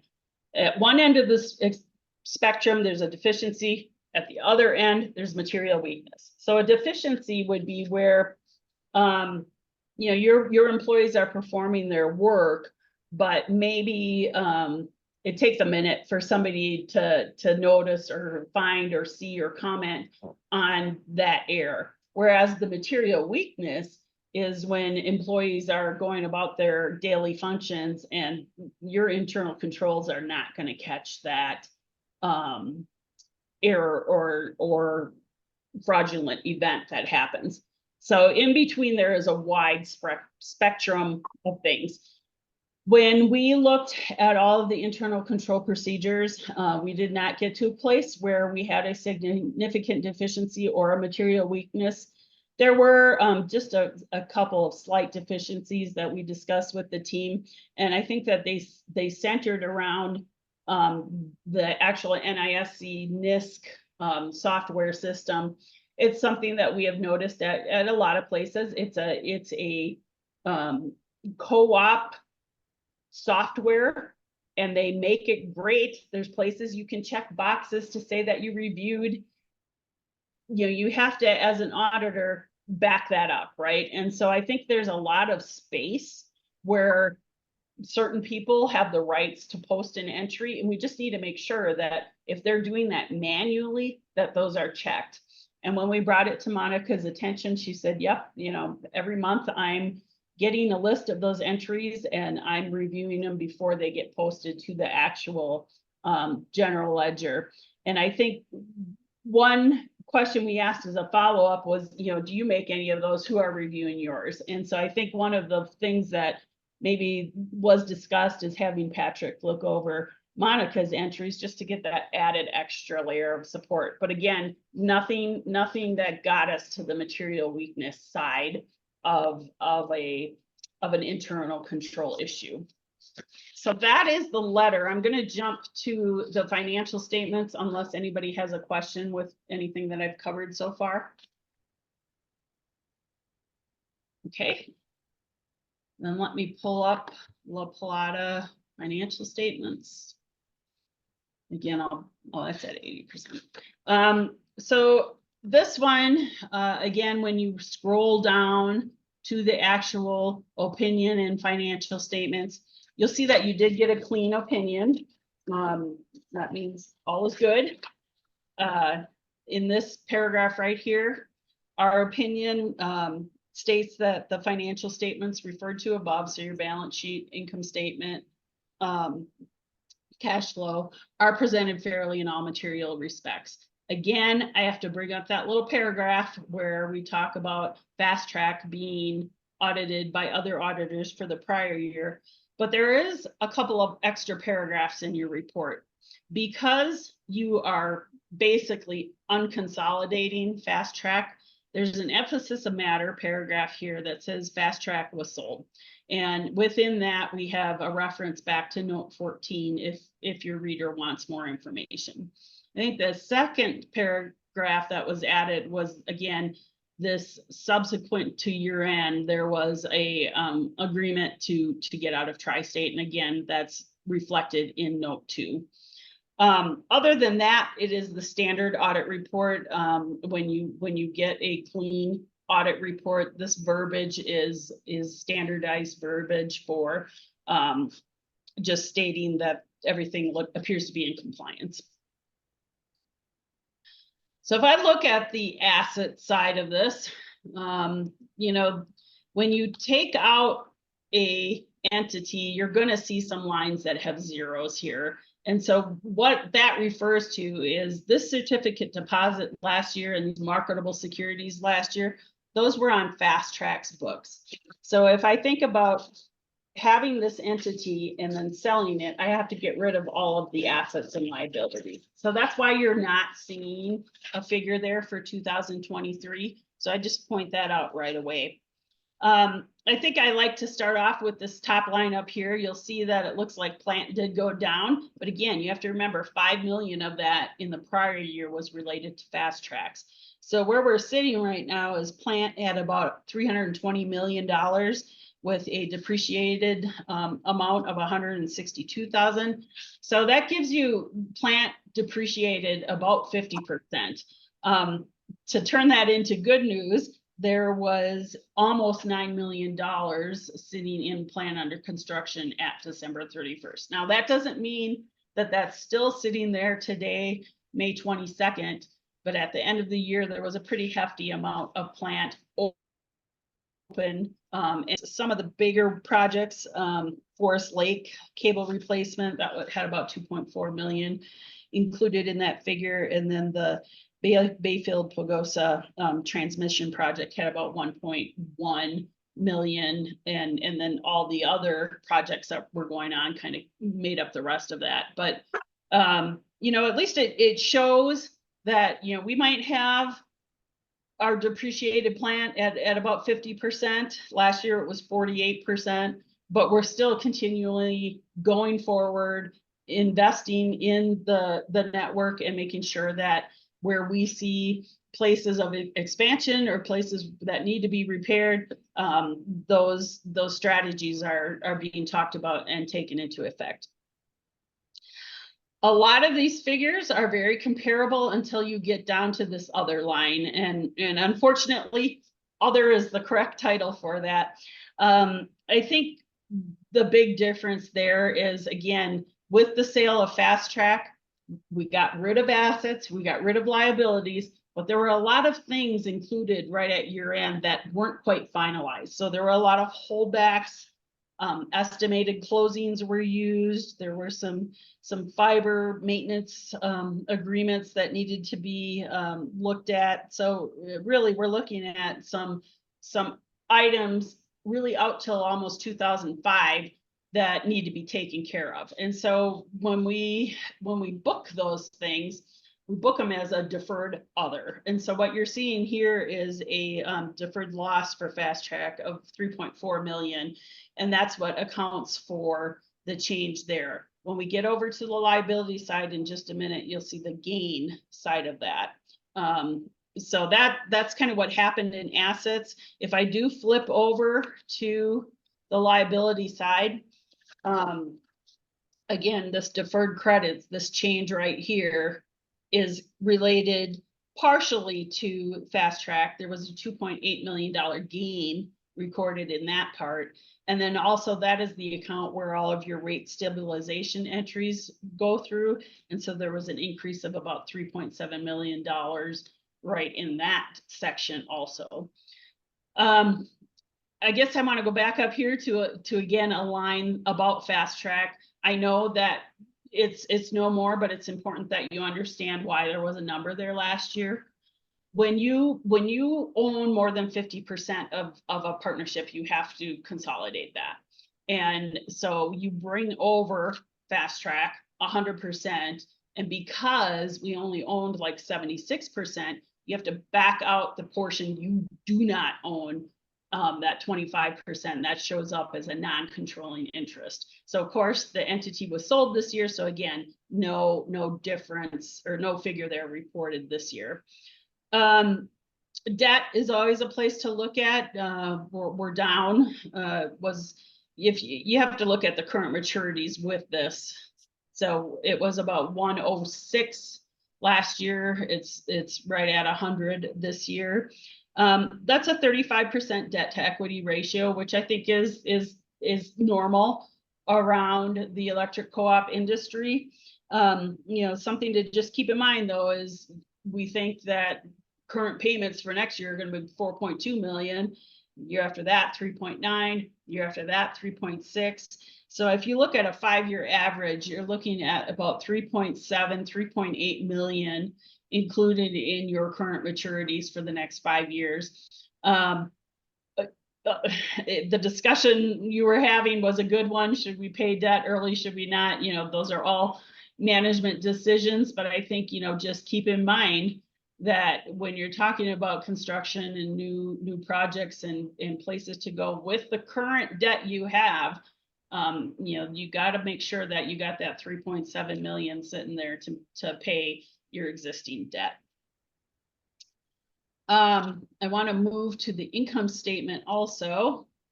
So you're seeing very comparable numbers here too.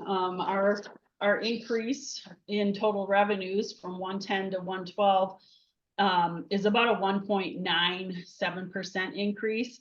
And your revenues down here from 101 to 1.2 is about a 0.69% increase. So pretty comparable to both years. Now, where this gets confusing is, and maybe I'll just show you that right now so that we have a good understanding. If I go back to the back of the financial statements, and I don't mean to, I got a screen in the way here. There we go. I don't know how I split this either.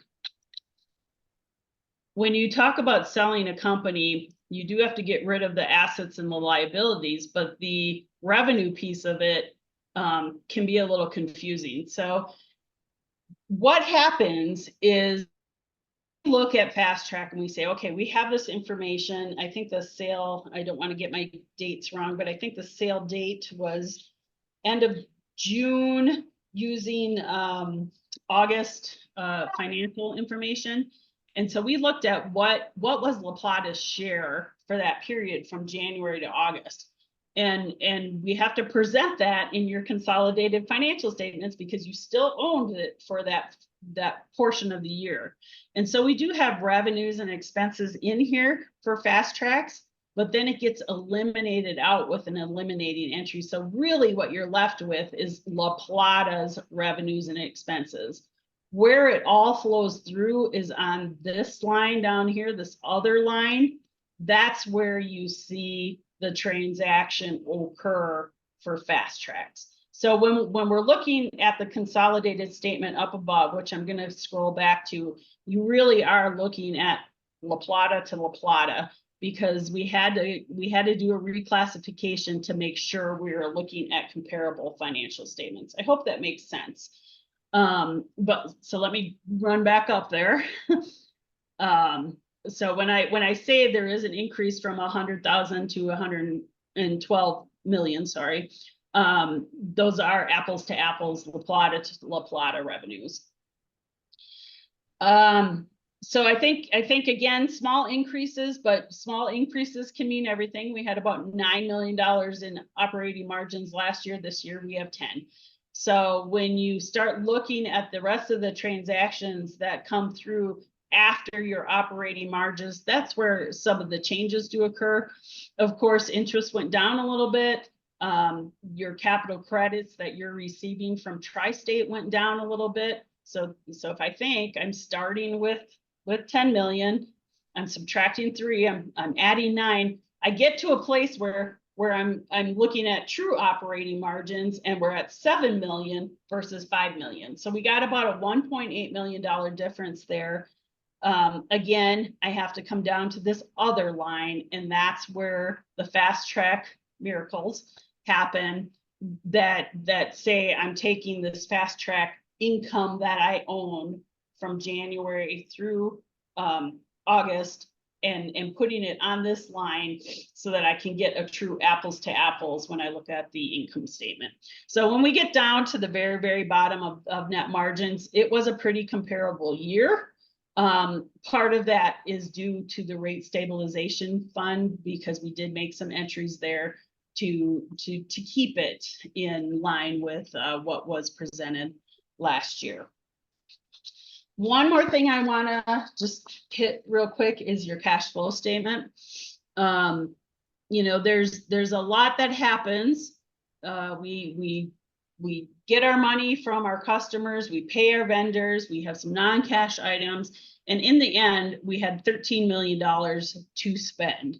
And I think if we look at these other categories, actually ended up spending most of it. $11 million went back into plant. We did pull down some additional debt. We did spend on inventory. So, you know, I like this page, which is page 8 of your report, because it really does give you a true picture of, hey, I started with $14 million last year. I ran my company and I had 13 to spend, and I spent 12 million. And then for financing, I actually made 800,000. So, I mean, it shows you the exact increase in your cash from last year to this year. And so, always something to point out is, you know, your refunds to your members are still over $1 million. Your principal payments this year were 5 million. So, you know, what you're seeing in these current maturities for long-term debt are some of those older notes falling off. And so that might be something else to look at when somebody was saying, should we prepay? You might look at the maturity of what notes are out there that you have right now that will be falling off as you go forward too. Now, I know that was a lot to throw at you, and it was a lot of numbers after you have already been talking about numbers for a good part of the day. I want to take a pause here because I can go back into the footnotes and highlight some of the footnotes, or I can take some questions if people have questions on the figures that were already presented. Anyone? No hands. Okay.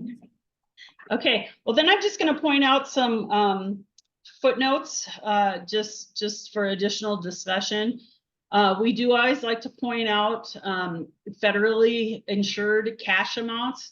So I think you had cash of 15,951,000 at December 31st. Now that could be saving up for some large construction expenses. That could be before we issued capital credit checks, but at December 31st, there was 15 million in the bank. You do a good job of spreading money around, but just know 6.3 million of that was not insured by FDIC. So FDIC insures for $250,000. Whenever you go over that, that money is at risk. Now, is it a significant risk? You know, I haven't heard of a lot of banks in Durango and surrounding areas going broke and closing up shop, but it is just a risk that we need to disclose and point out to you. Another one I just wanted to point out is on page 14, because it is one that you don't normally see in an audit report. Again, the subsequent event footnote. So we look at things through April 17th, which was the date of our report, and the decision to withdraw from Tri-State was made before that time. So we are just alerting the reader that that is something that's going to happen in 2024 as the electric co-op moves forward. This note 3 is a good presentation and breakdown of what your plant looks like where you have dollars invested. Again, not a huge change, but you know, if you're curious as to where it splits between transmission, distribution, and general plant, there's a breakout for you there. Yeah. Tammy, we have a question in the room. Before you go off the page on subsequent events, so you mentioned the upcoming, or the Tri-State happened after yours. What about so we have a forgivable loan grant kind of thing. Does that get put, do you note that here? Where does that's going to be changing character at some point? When did, well, so we have a couple of places where that could happen.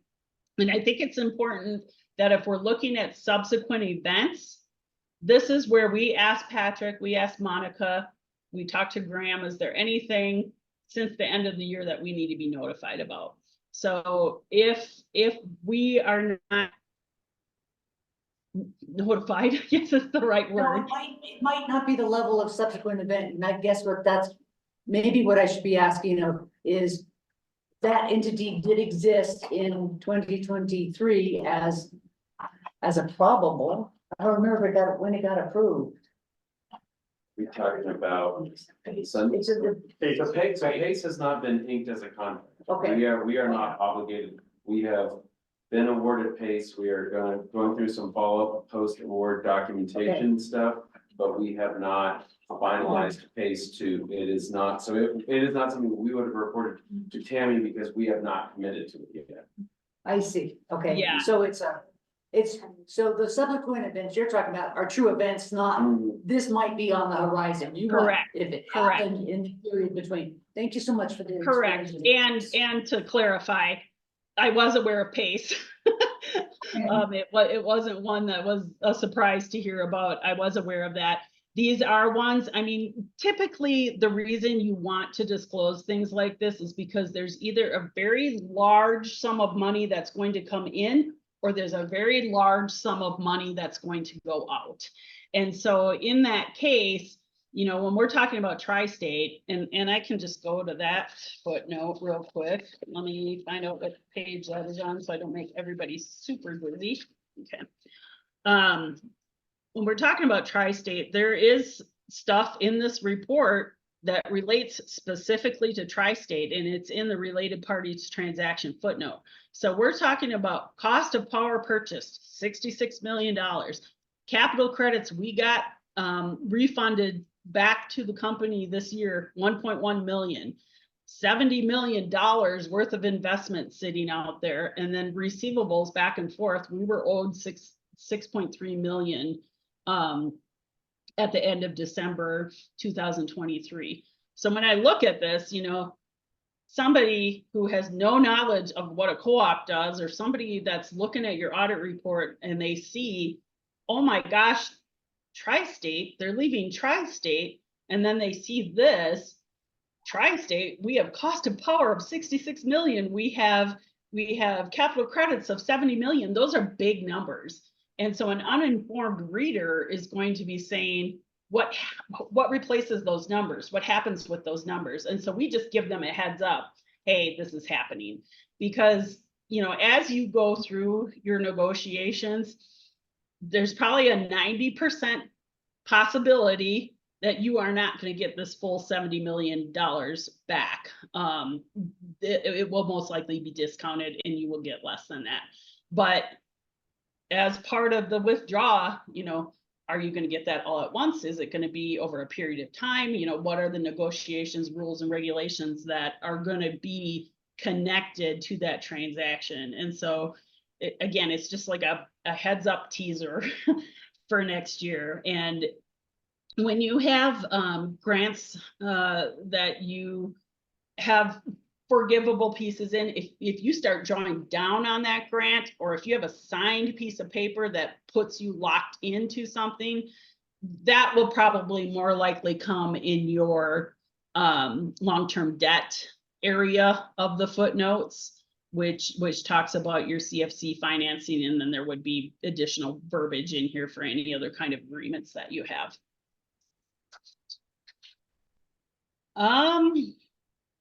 Okay, I was looking at investments along with Tri-State. You do have investments in other cooperatives, so they're people just like you. We do service and business with them as a benefit maybe of doing service with them. You get allocated capital credits and you get refund checks back. So we are in agreements with Tri-State, CFC, and Western United, and then there are a couple of other ones. I think Federated Insurance might have been one that was in there. But you know, obviously the largest dollar of this whole investment line is the Tri-State transaction. I talked about related party already. Just two more things I'd like to point out. Maybe note 13 talks about leases. And again, you may recall that last year there was a new statement that came out, and it was a big deal. It changed how people recorded leases. And what happened is you end up recording a right of use asset and then you end up recording a capital lease liability. So it's like you're almost like you're buying it. You're showing the asset that you're leasing, and then you're showing how much payments you have to go on that agreement. For the electric co-op, as you know, there's maybe a lot of land easements. There may be agreements for things I can't touch. So intangible items. We did a process in our testing to look at the leases that were applicable to La Plata and ask about what was included in those, if there were any that we needed to record. And at this time for La Plata Electric, the ones that amounted to anything were quite small. And so there was no lease liability to record for Fast Track. However, there was some for, or I'm sorry, there were no leases to record for La Plata. There were some for Fast Track. Again, those came off your financial statements this year. But you know, if there's any questions about what's going on with the leases, you know, just remember that right now there are none recorded on La Plata. So when you get into leases, I just have to remind you, if it's in writing, if it's more than a year, if it's for something I can touch, you need to be having the discussion on whether if this is going to go on your balance sheet or not. Sometimes you're talking about a postage machine, which, you know, is $300 a quarter for 5 years. That's not going to be something that elevates to the amount of being a material item. But you could maybe somewhere down the road, you know, lease a bucket truck, and that could definitely fall into the category. So just wanted to keep you aware, since that was a new standard last year that we did discuss briefly. It is something that is continuing to go on, and we will need to think about that transaction if you enter into any new leases. Again, the last one that I would point out would be the last footnote in your audit report regarding Fast Tracks. Again, there was a sale of your 76% interest in that entity, and you know, we were pretty what we said here and used a lot of generic terms, but just know that through 2025 there are some pluses and minuses that are going to come your way, just because even though the transaction itself was complete, there are some holdbacks and other items that will run through the course of the next 2 years, and you'll see those be recognized either as a loss or a gain. So that is all I had to cover. I don't know if anybody has any additional questions. If not, I do have roundup here. Here's another question. We do have to ask if there's anything that we need to cover without the CEO or acting with staff in the room. Yeah, do you feel we need an executive session, Tammy? I personally, I'm pretty open book. I throw it out there all at once. So there isn't really anything from my point that would need to be discussed in an executive session, but I'm happy to join if there's anything you want to talk about.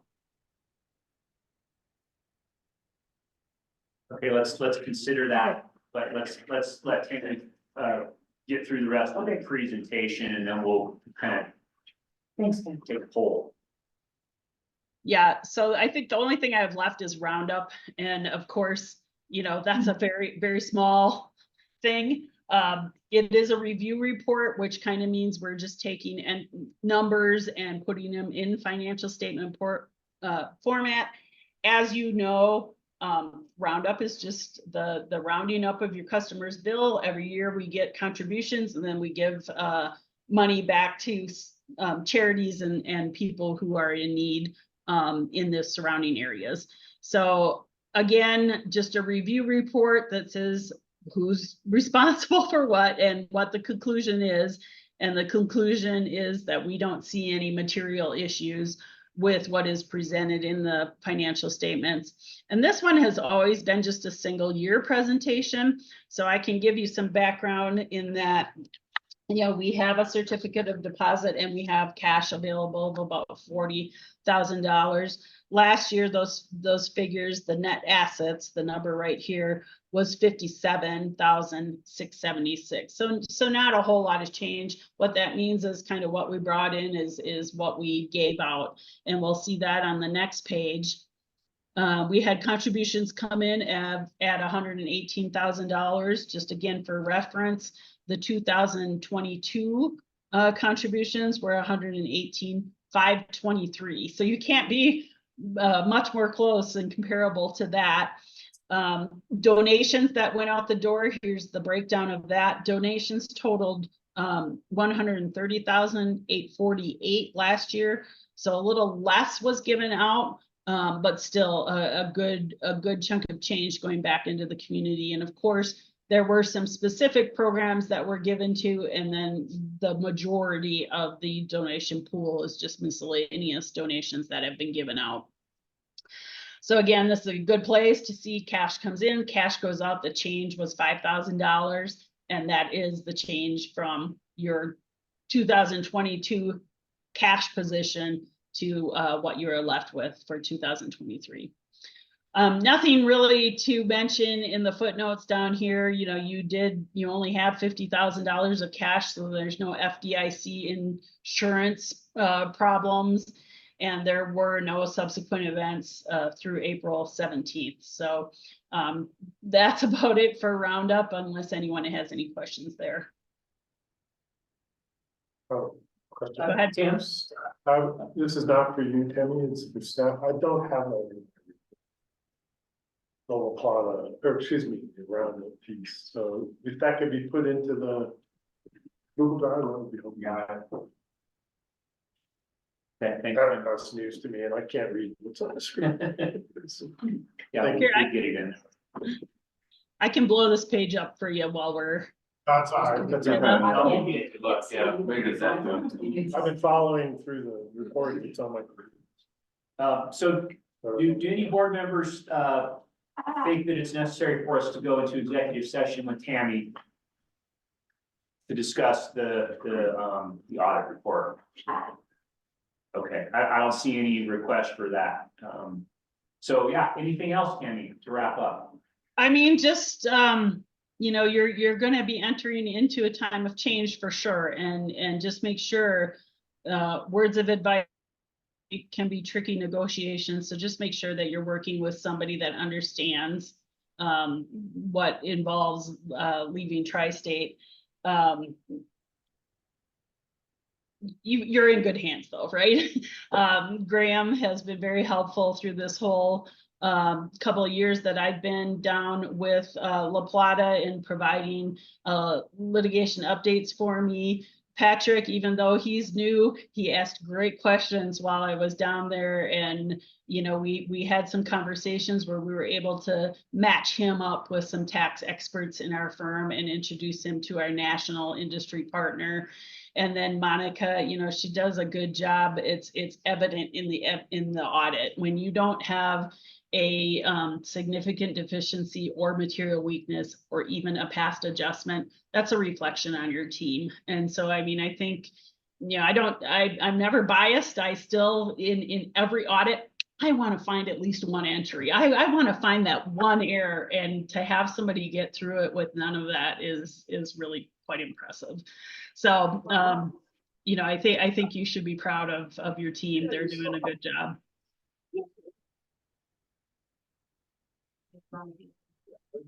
Yeah.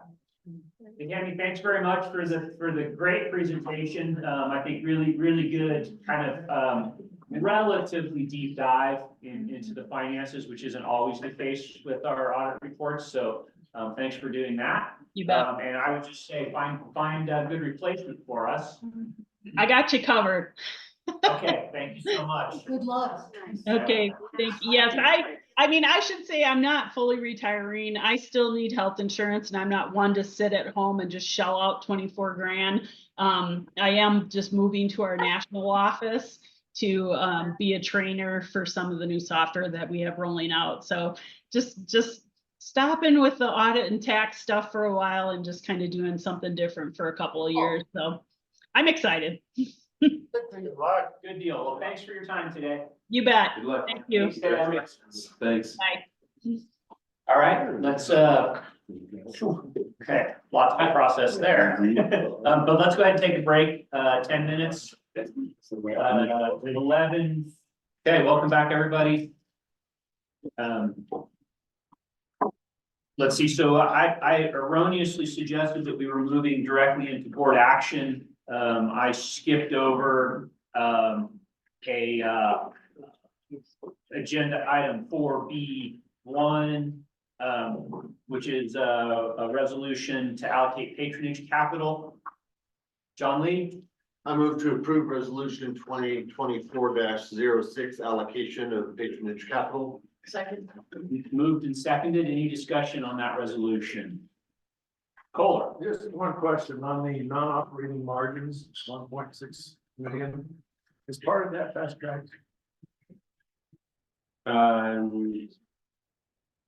Did they close their books and to allocate? I mean, so That would be the income section of fast track. Okay. Not the, right, Not that's the- reported not year after year after year, not the sale transaction. Good enough? Good enough. Yeah. Or any other discussion? Okay, seeing none, all in favor of approving resolution 2024-06, raise your hand, say aye. Aye. Any opposed? Or abstentions? Okay, motion passes. Thank you. Okay, on to board action agenda. Item A on there is update from Finance and Audit Committee. Take it away, Tim. As soon as you're done listening.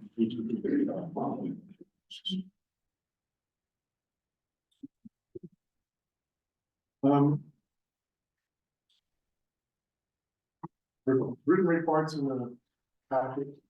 Any questions?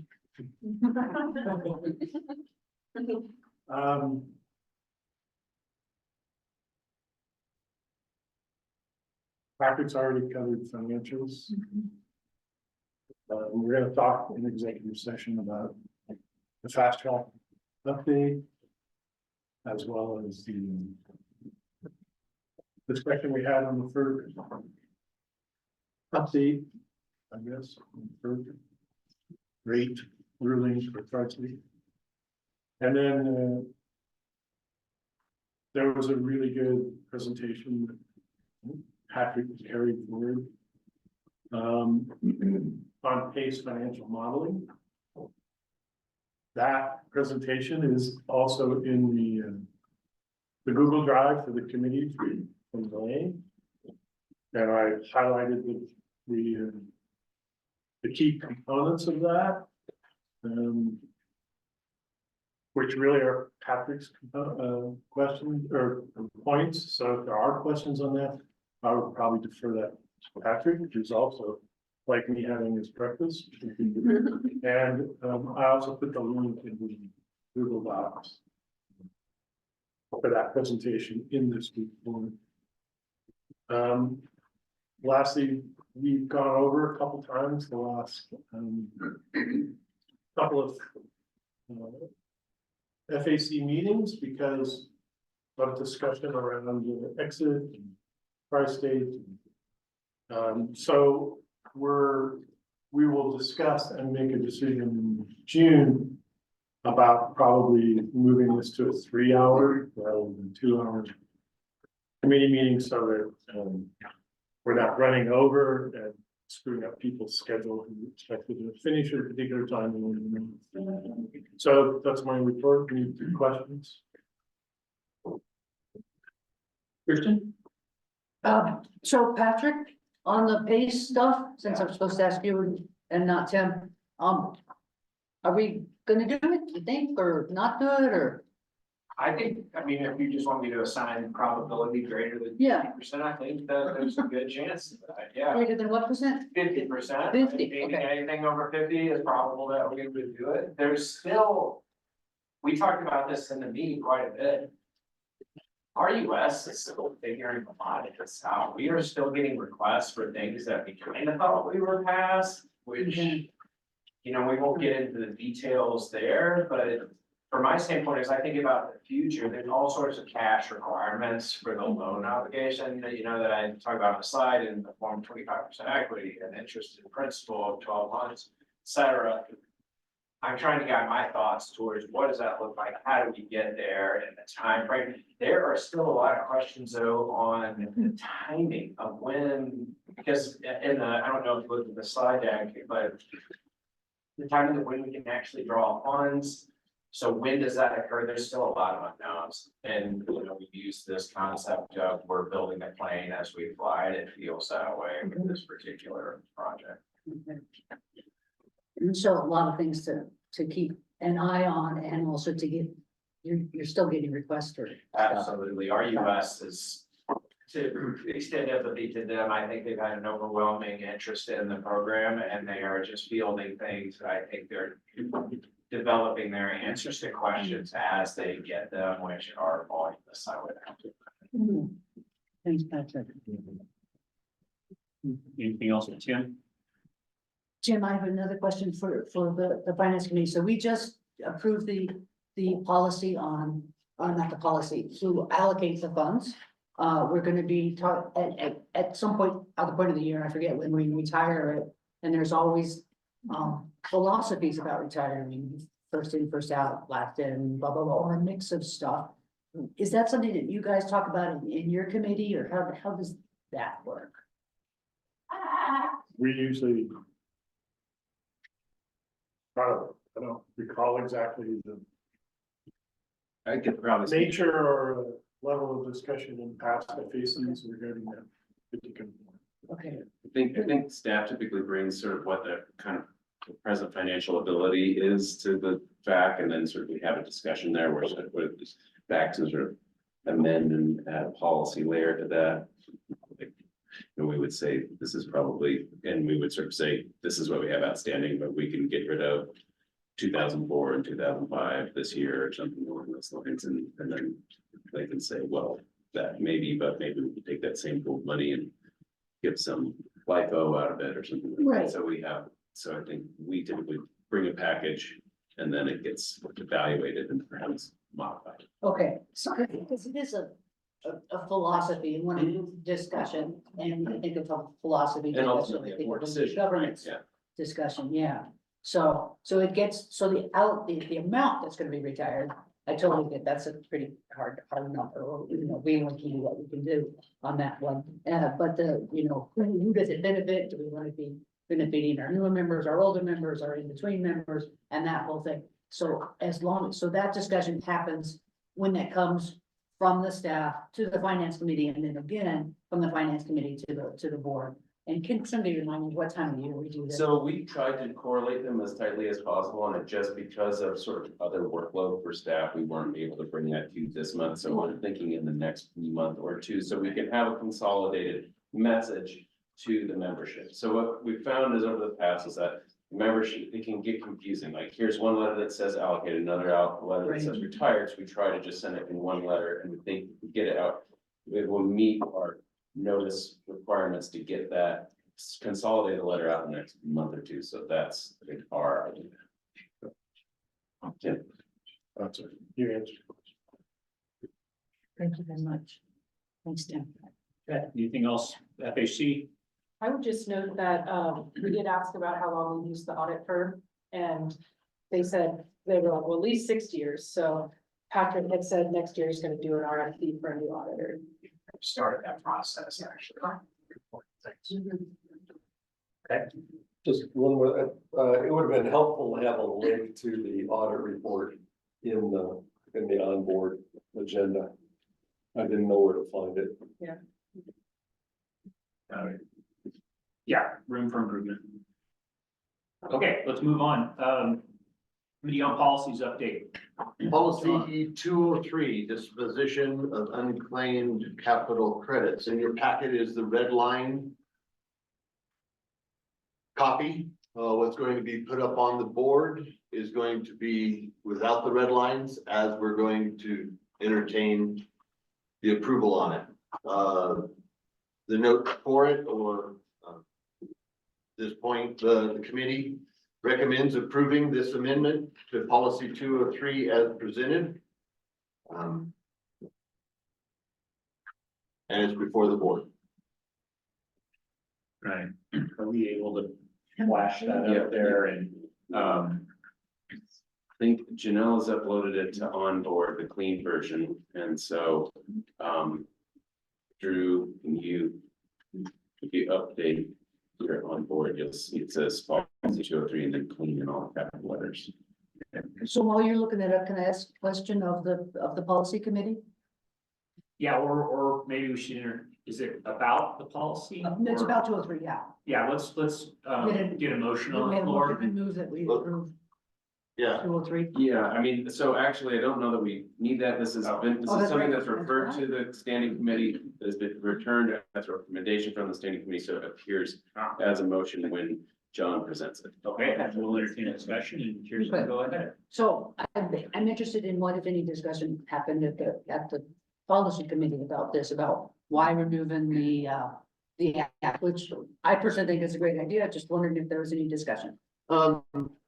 you want to address that, Elizabeth? Most of it came from staff. I had questioned it too, but There was extensive discussion about moving the, just, for the privacy of our members. We just thought that directing them to the website was a better, in this day and age, a better way of letting people know that. So we'll still have the multi-page newspaper buy with all those names, but we just won't have addresses. Yes? Correct. Okay, cool. Yep. Love it. Direct them to the website, yeah. And one thing that doesn't necessarily reflect on this clean draft, but is a suggestion that Kohler made that is in the red line that you would be adopting, is that Kohler suggested that we embed a hyperlink in this policy to the cooperative website. That's correct. Well, yeah, Thanks. Can you blow up B since that's the only? that's is the only thing we're talking about. Can you blow it Are up? you able to blow that up a little more, Drew? Oh, sorry, I'm pointing at you, but. I can ask.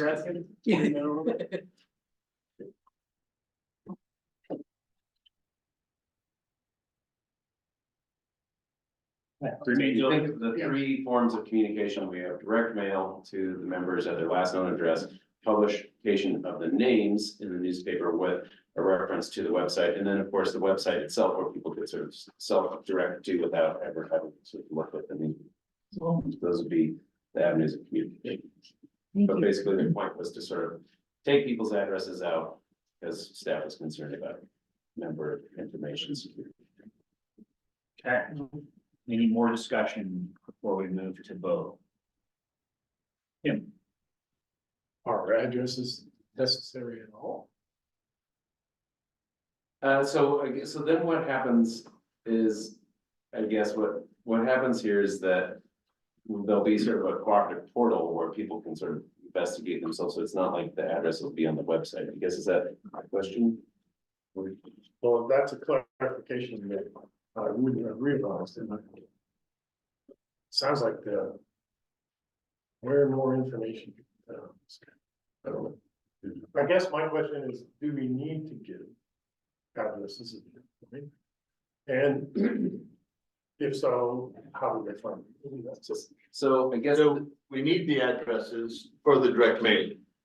And we have the addresses. And these are of people from 20 years ago. So we're not giving current information. Part of the disconnect is that they are not receiving mail and we haven't been able to contact them at the address that we have.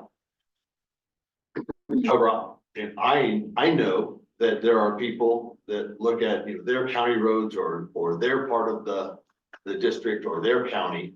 And then find that that's, well, maybe that is the Smiths or whatever that happens to be. But having that name in the paper was the security thought that was there, that 20 years ago, their address could be compromising or something. And then whether or not it's going to be on the website, I don't know. It's not gonna, there'll be sort of a portal that they can interact with and sort of investigate if their account is one of the Is one accounts of that has those. an outstanding balance on it, Yeah. right? But I think, you Someone know, has to make an inquiry through the website mhm, rather than or posting a list. or through our member services, you know, we'll communicate with them a lot of ways with them. Or On the website, the names like you would see in the paper would be on the website. The people who don't want to reference the paper or want to go to the website would be able to see it there additionally, is what Kohler was making that list there.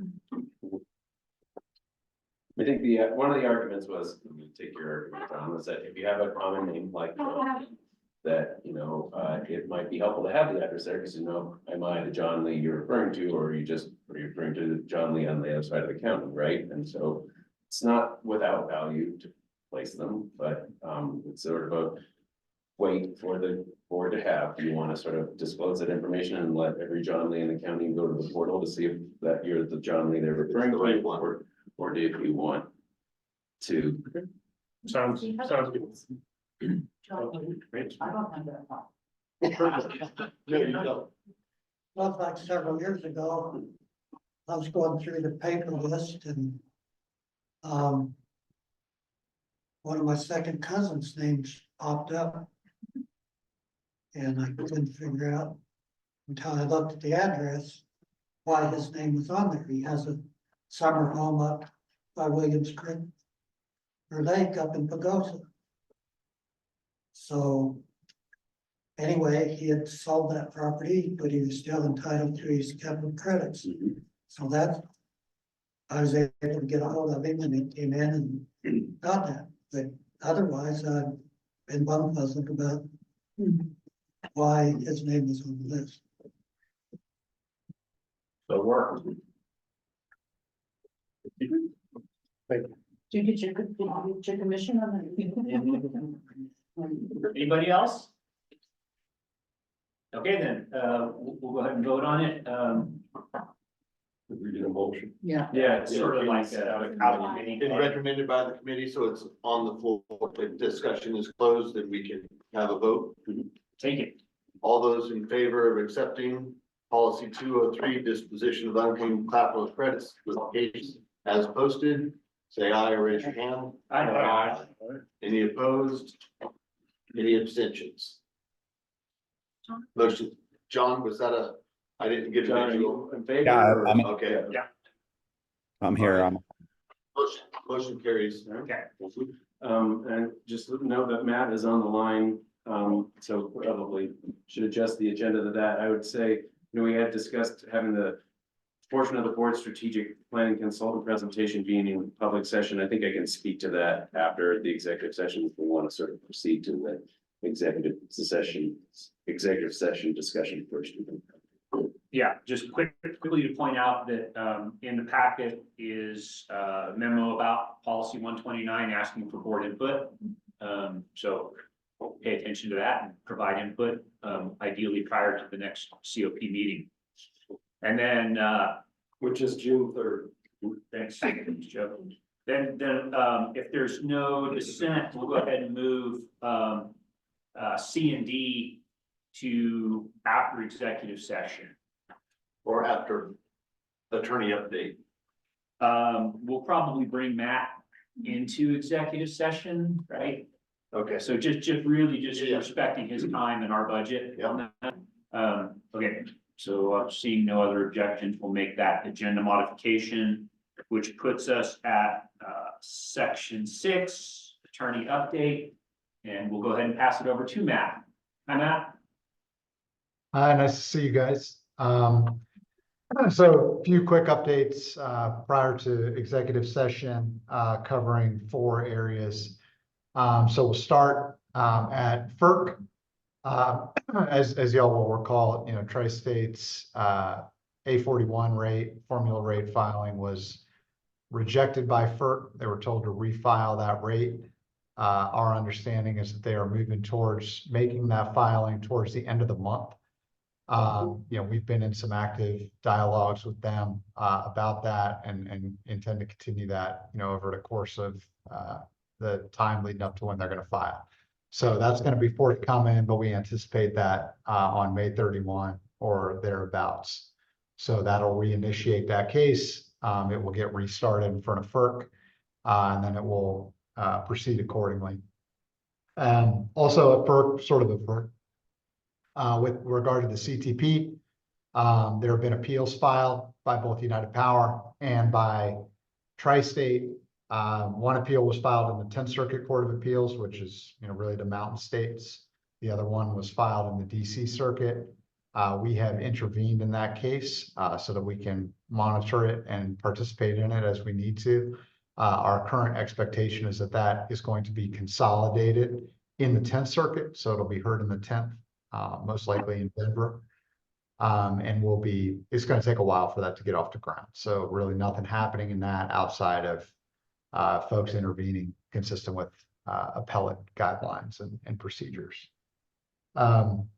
Electric resource plan. Now we're at the Colorado PUC as we jump around venues. Answer testimony is due today. We will be filing our answer testimony later this afternoon. From there, the case is moving towards a hearing this summer. There's still one procedural deadline in between the answer testimony and the hearing, which is the rebuttal testimony, where Tri-State gets an opportunity to respond to us, and also other interveners will get an opportunity to respond. So we'll be evaluating other answer testimony that's filed, but that will be going in this afternoon. And then the last thing, moving back to FERC, the one item from the CTP, I think as we discussed previously, was set for settlement judge procedures, and that relates to the administrative fee that is charged when you sleeve a PPA. So, what is the value that you have to pay Tri-State in order to facilitate that sleeving, if that's something that the exiting cooperative takes advantage of. That settlement process kind of got kicked off last week. It's going to continue on through the summer. And there's procedural deadlines that have been set through that time. The rest of the conversation in their settlement privilege, so not appropriate for a public discussion. And I think that covers our different areas going from FERC to the PUC to the Court of Appeals. Anything from Matt for public session? I see Kirsten's hand. I'm thinking you're gonna tell me it's an executive session. Any more details on what it is that we are pushing back on the ERC? Is that ERP, sorry? Is that an executive session answer? Yes. Okay, thank you. I couldn't remember. Nicole? Who else filed in the CDP case with United and Tri-State as interveners? I don't know. I can run that down and send it to Graham. Those are all kind of coming in, in different periods of time. So we can get a list to you guys of who all did. Kim? Just for member information regarding the FERC rate refiling. A little bit of your estimation of issues or non-issues, likelihood of that being accepted and a time frame. Yeah, I do expect that rate to ultimately be accepted, assuming that they comply with the guidance that was given to them by FERC. Typically a rejection, which is pretty unusual for that to happen. So I do expect that to be accepted, and it would go on file and be effective 60 days after it's filed, assuming it's accepted. So the last one never got to that point because it never got accepted. But my expectation is that this one will be, but we'll have to review the filing when it comes in and evaluate our options. Thank you. And Rachel? And I might be getting things mixed up, but with the rate refiling, didn't they say they pulled out 3 contentious issues to go into the settlement process so that they could at least get the core of the rate moved through? Yes, that is my understanding of how they intend to move forward. So those items will not be addressed yet, still kind of floating out there, but at least. Okay, thank you. Exactly. Okay, I don't see any more hands. then our next action is to go into executive session. I'd like to give a motion for that. So moved. So just to announce it publicly, our executive session would cover attorney update for related actions, power supply partner evaluation, CEO selection committee report, finance and audit committee executive session update, and discussion on strategic planning consultant. Okay, all right, Tim, I'll take your motion, and John, are you okay with the second on that? Any discussion? Okay, all in favor of moving to executive session to cover those topics? Say aye. Any opposed? Abstentions? Okay, then we will move into executive session. All right, everyone, welcome back to open session. We do not have any actions coming out of executive session. Ben is IT. Okay, so yeah, thanks for asking and keeping us safe. We do have. Is he fishing? Yeah, right, well. Yeah, someone was supposed to ask who's been, and you and John will both ask, so we passed. We do have one remaining action from previous agenda item, and that is, board acceptance of the, the audit. So if there is a motion to accept that, Kohler so moved, seconded by Tim. Any discussion on the board accepting the audit report as presented? All right, all in favor? Aye. All right, all opposed or abstentions? Passes. Holly? We don't have a person taking minutes right now, do we? We are videoing everything, and so Somebody will we'll be able transcribe. to go back Okay. and unpack minutes Thank out you. of the video. I So thank you. appreciate it. Yes, I appreciate that. So as everybody knows, this is what's, I believe, now being referred to as Maycember, where you get all of the busy chaos of the holidays without the actual holidays. So it's, Janelle has sort of end of the school year child responsibilities that she needs to take off for. So Thank you. appreciate that. All right, I want to recognize her, both Janelle and Drew for helping the committee, CEO selection committee. They've done a bunch of admin work for us. Just make sure, thank you guys for getting. okay, board agenda item 5C, is this critical to do right now? CREA alternate? I mean, I think it could be relatively pro forma, right? What has historically happened is that the Western United has backed up the CREA and CREA has backed up the Western United, and I think of oversight of just sort of not getting that officially taken over. Holly has been our CREA for awful long time, so that just sort of has continued on. Our Western United representative changed, so that paperwork didn't get updated. So Holly is sort of our standing Western United backup on paper with Western United, and David has been serving as our CREA backup, even though he hadn't been official. So the executive committee made him official so that he could vote at the May meeting that he attended. And now this would be the opportunity to sort of make that official. Tim? I move. Yeah. Appoint David, but nominate, and then move to appoint David. Great, is there a second? See, for that nomination?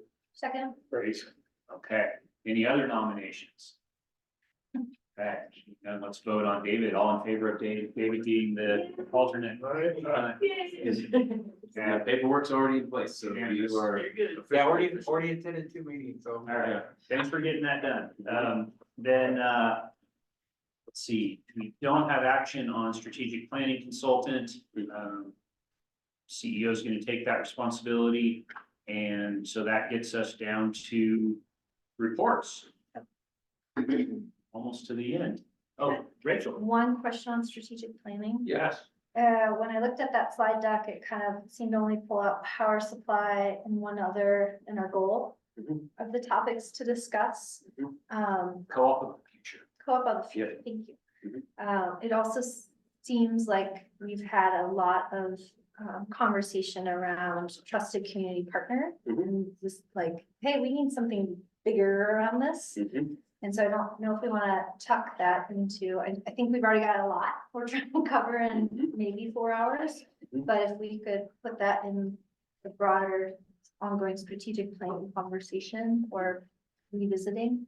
Yeah, I mean, you remember, like, we almost punted strategic planning again. Yeah, no, I'm saying, once again, just like bookmark that. Okay, that's what I wanted to Yeah, hear. bookmark It it. wasn't a request to add it to, it was a request to make sure we get to it. Yeah.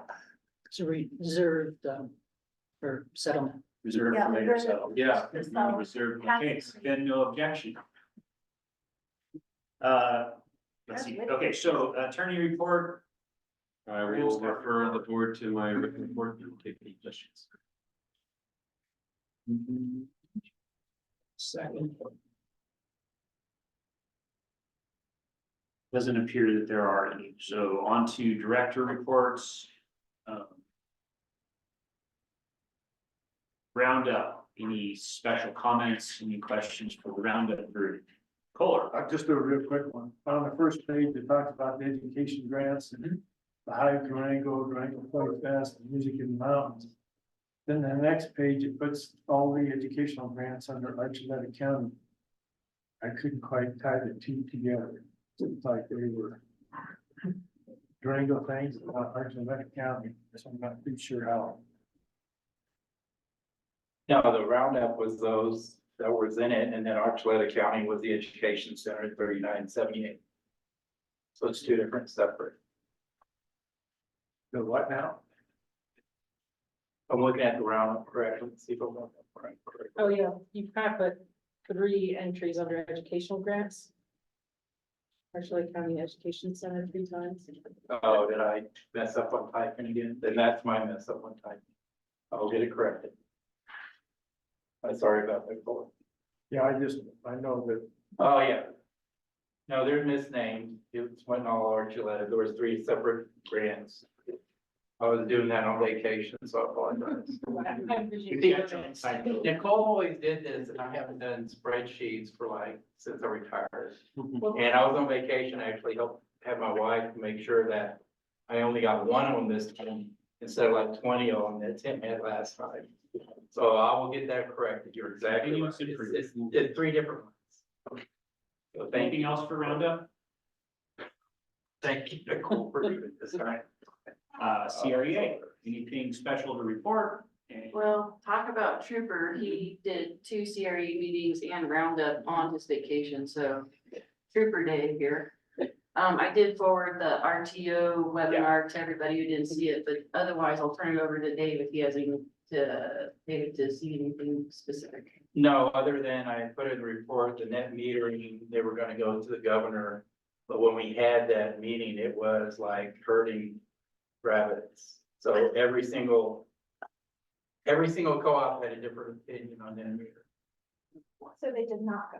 No, they went May 14th. There's a sub-net metering group that went May 14th to the governor, which also had the other side go to the governor too.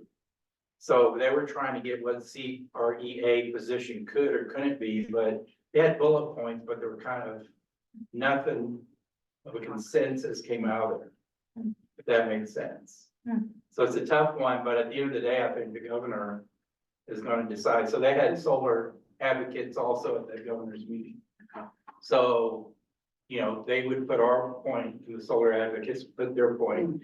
So it won't be till it's a bill, probably next year. Obviously, the legislation is over for this year. It was 2 days. The meeting was going to be 2 days over. It's over. So next year they will go at it again, but I don't think there'll be a true consensus. It's a tough one.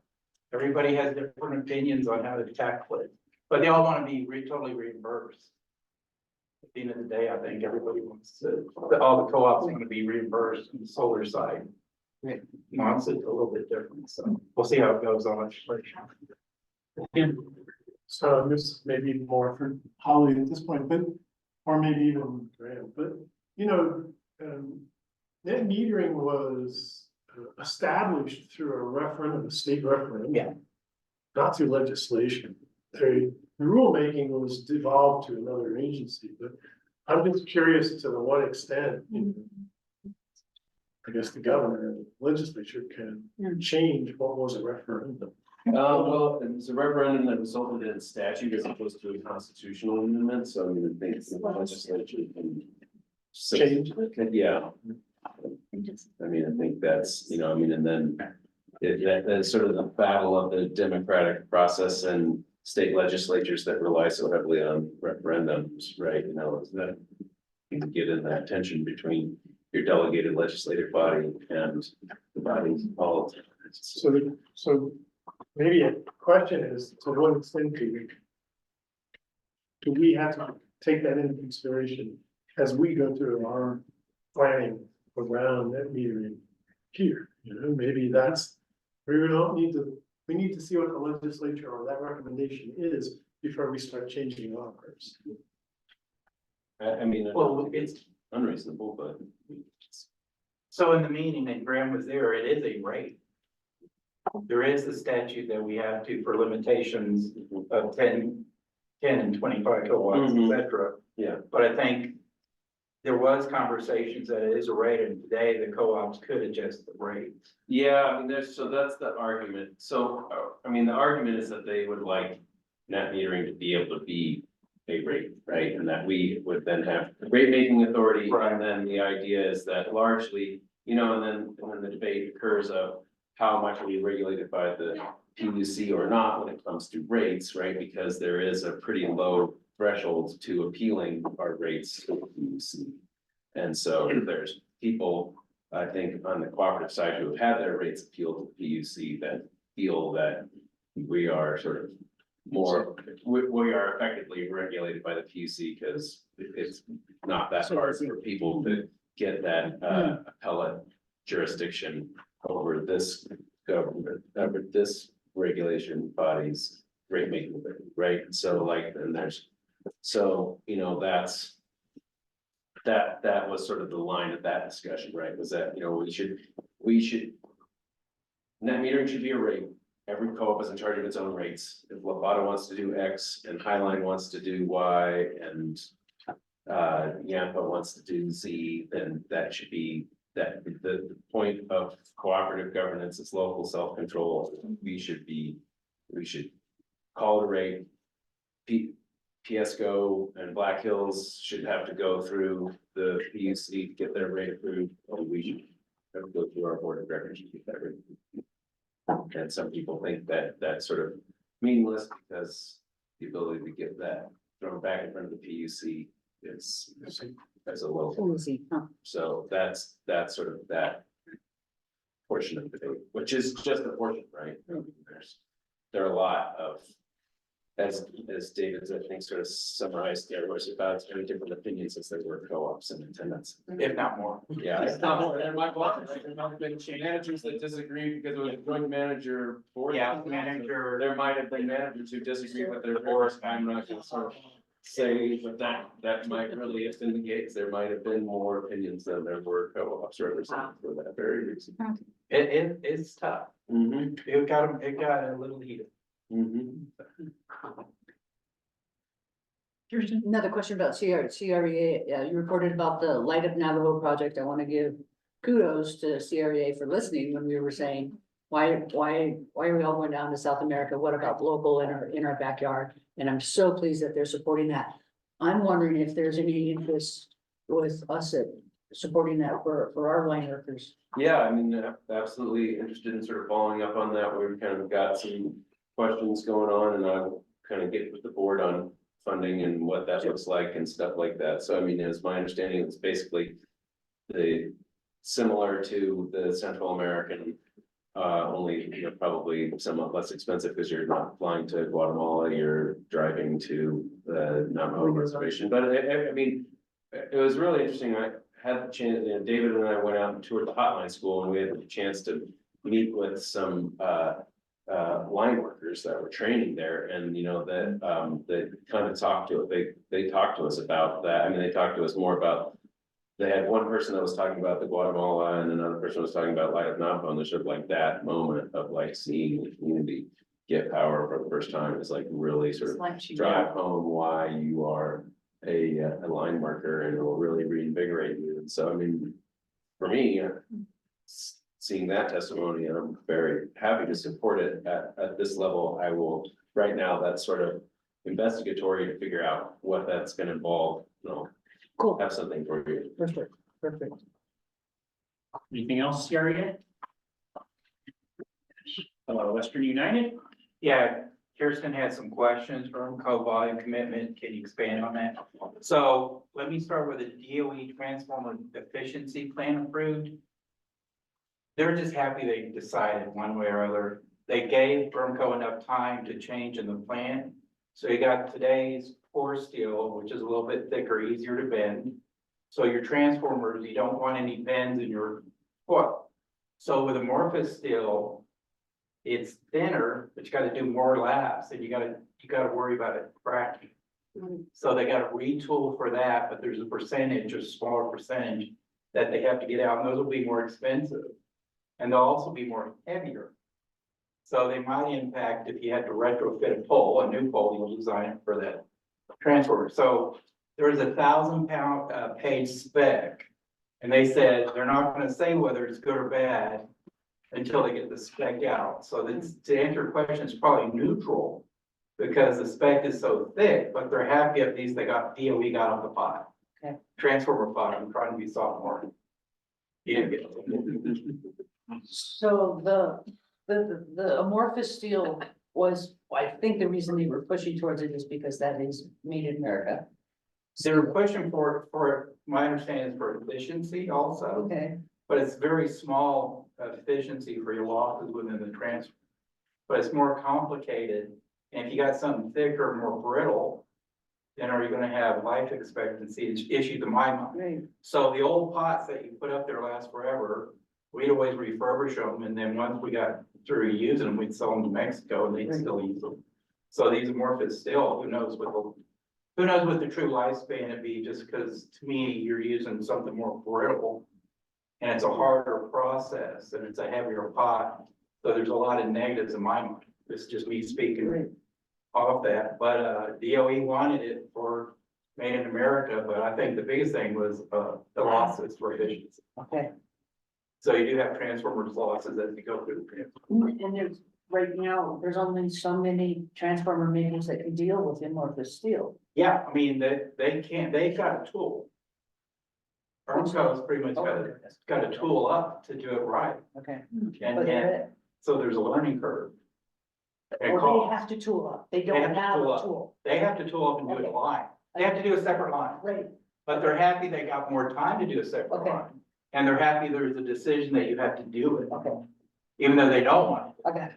And then there's 1,000-pound page spec that they have to read and understand before you tool up. And how So- does, and when we talk about transformers, are these ones that LPA has to worry about? There's a percentage that has to go in the industry, so that's probably part of the spec on how much percentage we might have to buy. I don't know if that's been decided yet or not.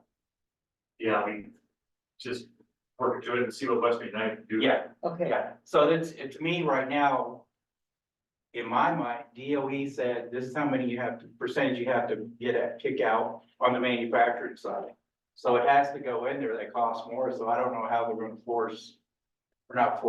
DOE would have to mandate what percentage you'd have to buy or whatever, because they sit on the shelf if you wouldn't have to.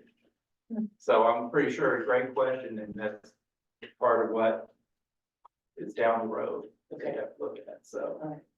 Yeah. And then the other question was the strategy timing. Last strategy session was in January.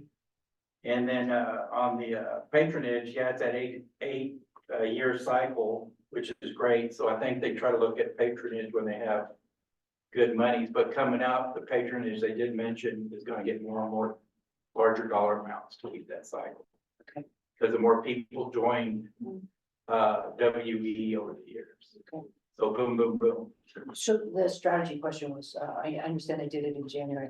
I don't remember how often they do that. That's an annual cycle. for Yeah. that, Yeah, Okay. my understanding. Which I think is good practice. So I Yes. just want to reiterate. Yes. Okay, It's, never give a chance. yeah, it's a good practice and it's in January and it's the board meeting you're there, the staff would already presented as what they want to do, exactly what they do that. So yeah, they review it every year. But good practice. So yeah, I'm happy. It's pretty neat to be on that board, a little quickie. Coming from the municipal side and where I was at, we bought everything ourselves. And we had our own purchasing department, we even had our own transformer shop, et cetera, on Glove Lab, blah, blah, blah. It's neat, the co-op that they put this together, and it's ran very well. The inventory is high because they bought a lot during COVID to respond to the needs of the co-ops. They could have not, but they did, and it's now, they're having to work it down, but they're working it down so they understand the inventory. Yeah, and they're very transparent about that. Yeah, they're very transparent and great. It's run, I think it's run good. I like that company. Oh, yeah, and I like being on that board because I'm It's a good learning. board. I'm That's learning. why I was trying to be on it last time, just letting you know. I'm gonna try. Well, I again. appreciate it. I'm gonna try again. No, I'll put my 2 cents in now. I Okay. like, Okay. thanks. We can arm wrestle. Anybody else for David in, education from Western United? All right, thank you. Thanks for being on it. Tri-State report is in the packet.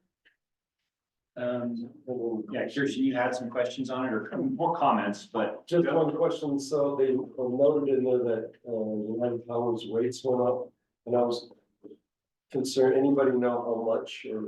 You can find it on their website. 9%, 9%. after their 10%. Yeah.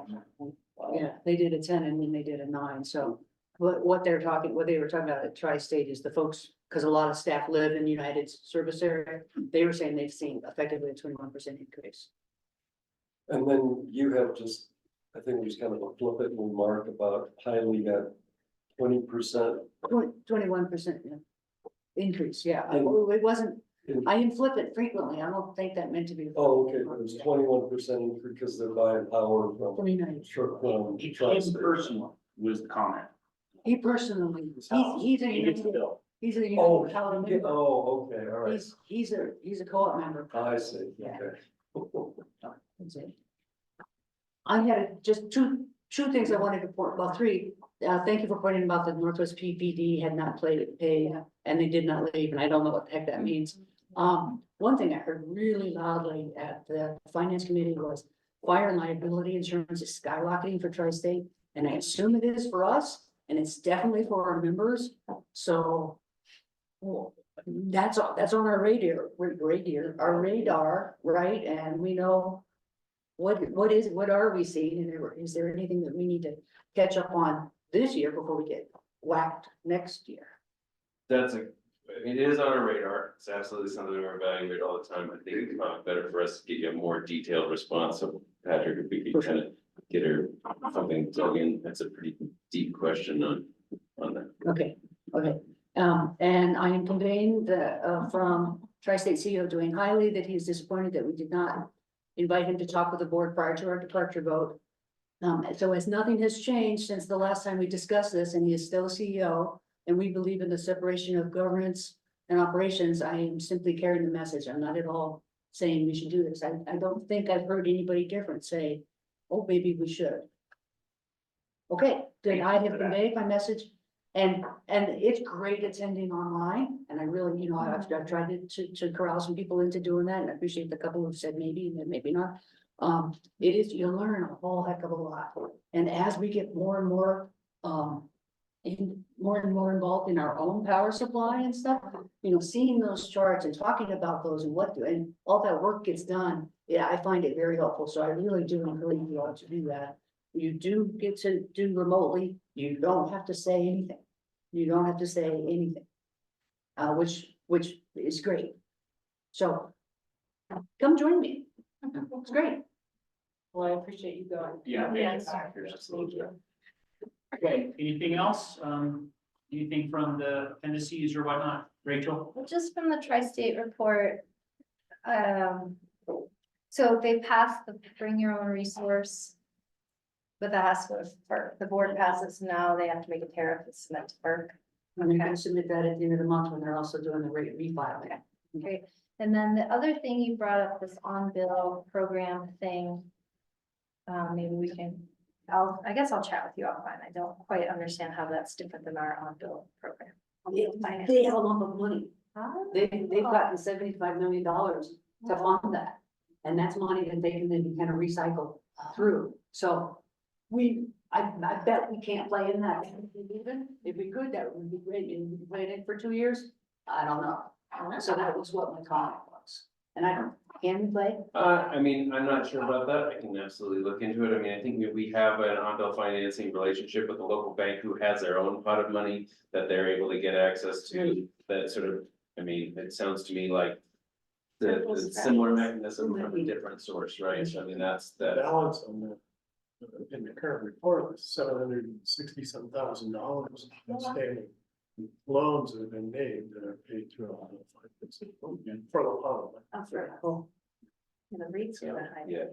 It's my understanding that our banking partner on that has. It would be interesting to see if Tri-State would put that money in the local bank to allow them.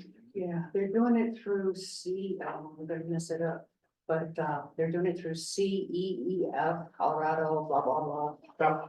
No, I don't think it's Sheffield. See, Sheffield? I don't think it's Sheffield. I don't think So I so. wouldn't think. Yeah, it's in their report, who they do it through. So they're, 1% of the rate is for default protection, whatever. And then the other percentage is all going to the people is all based upon the people who are actually administrating it, which is not Tri-State, it's this CE. But sorry, I never remember. It'd be interesting to check their rates. I just checked our rates on our on-bill finance and it wasn't, I have exceptional credit and the rate they quoted me was not exceptional. Mm. So it'd be interesting Mhm. to see if this is a better deal somehow. Yeah, exceptional. That's what they use that word. Just coincidentally, I had a meeting yesterday with that bank president. Yeah. In another context, but he brought this up. I want to make an introduction with Patrick, so that they can have a chat. Then I'll talk to you about it, but there is potential for us to expand that, I think, through this, for Southwest Bank. To do some more, and maybe if the rates are too high, that would be something. Ollie. I know there's also a couple of states that are running an on-bill finance program as a tariff that goes to the states. I don't know a whole lot about it, but it's able to be tied to the meter versus an individual's credit. And so that's one way that they're able to extend this to renters and stuff like that, which might be worth looking at. Anything else before Joe? It would be nice if we could do some kind of a carpool thing out to the Sunnyside event possible. I don't know if there's a band that we have a band or. Let's all get before that. Can we jump in the light? I was gonna say, and then, yeah, the lightning. A Mustang. I bet there are. I'll go fast. I would say shoot some emails around. Let's do our best on that. Thank you. And then we have some sort of invitation. Meeting adjourned. Bye. There was a link to RSVP for, I don't. Yeah, I'll double check. I'll double check. Yeah. Well, cause I mean, yeah, cause I'm like, the work of the mic, I also kind of very quickly after that, got both lists. Adjourned. Yes, we did.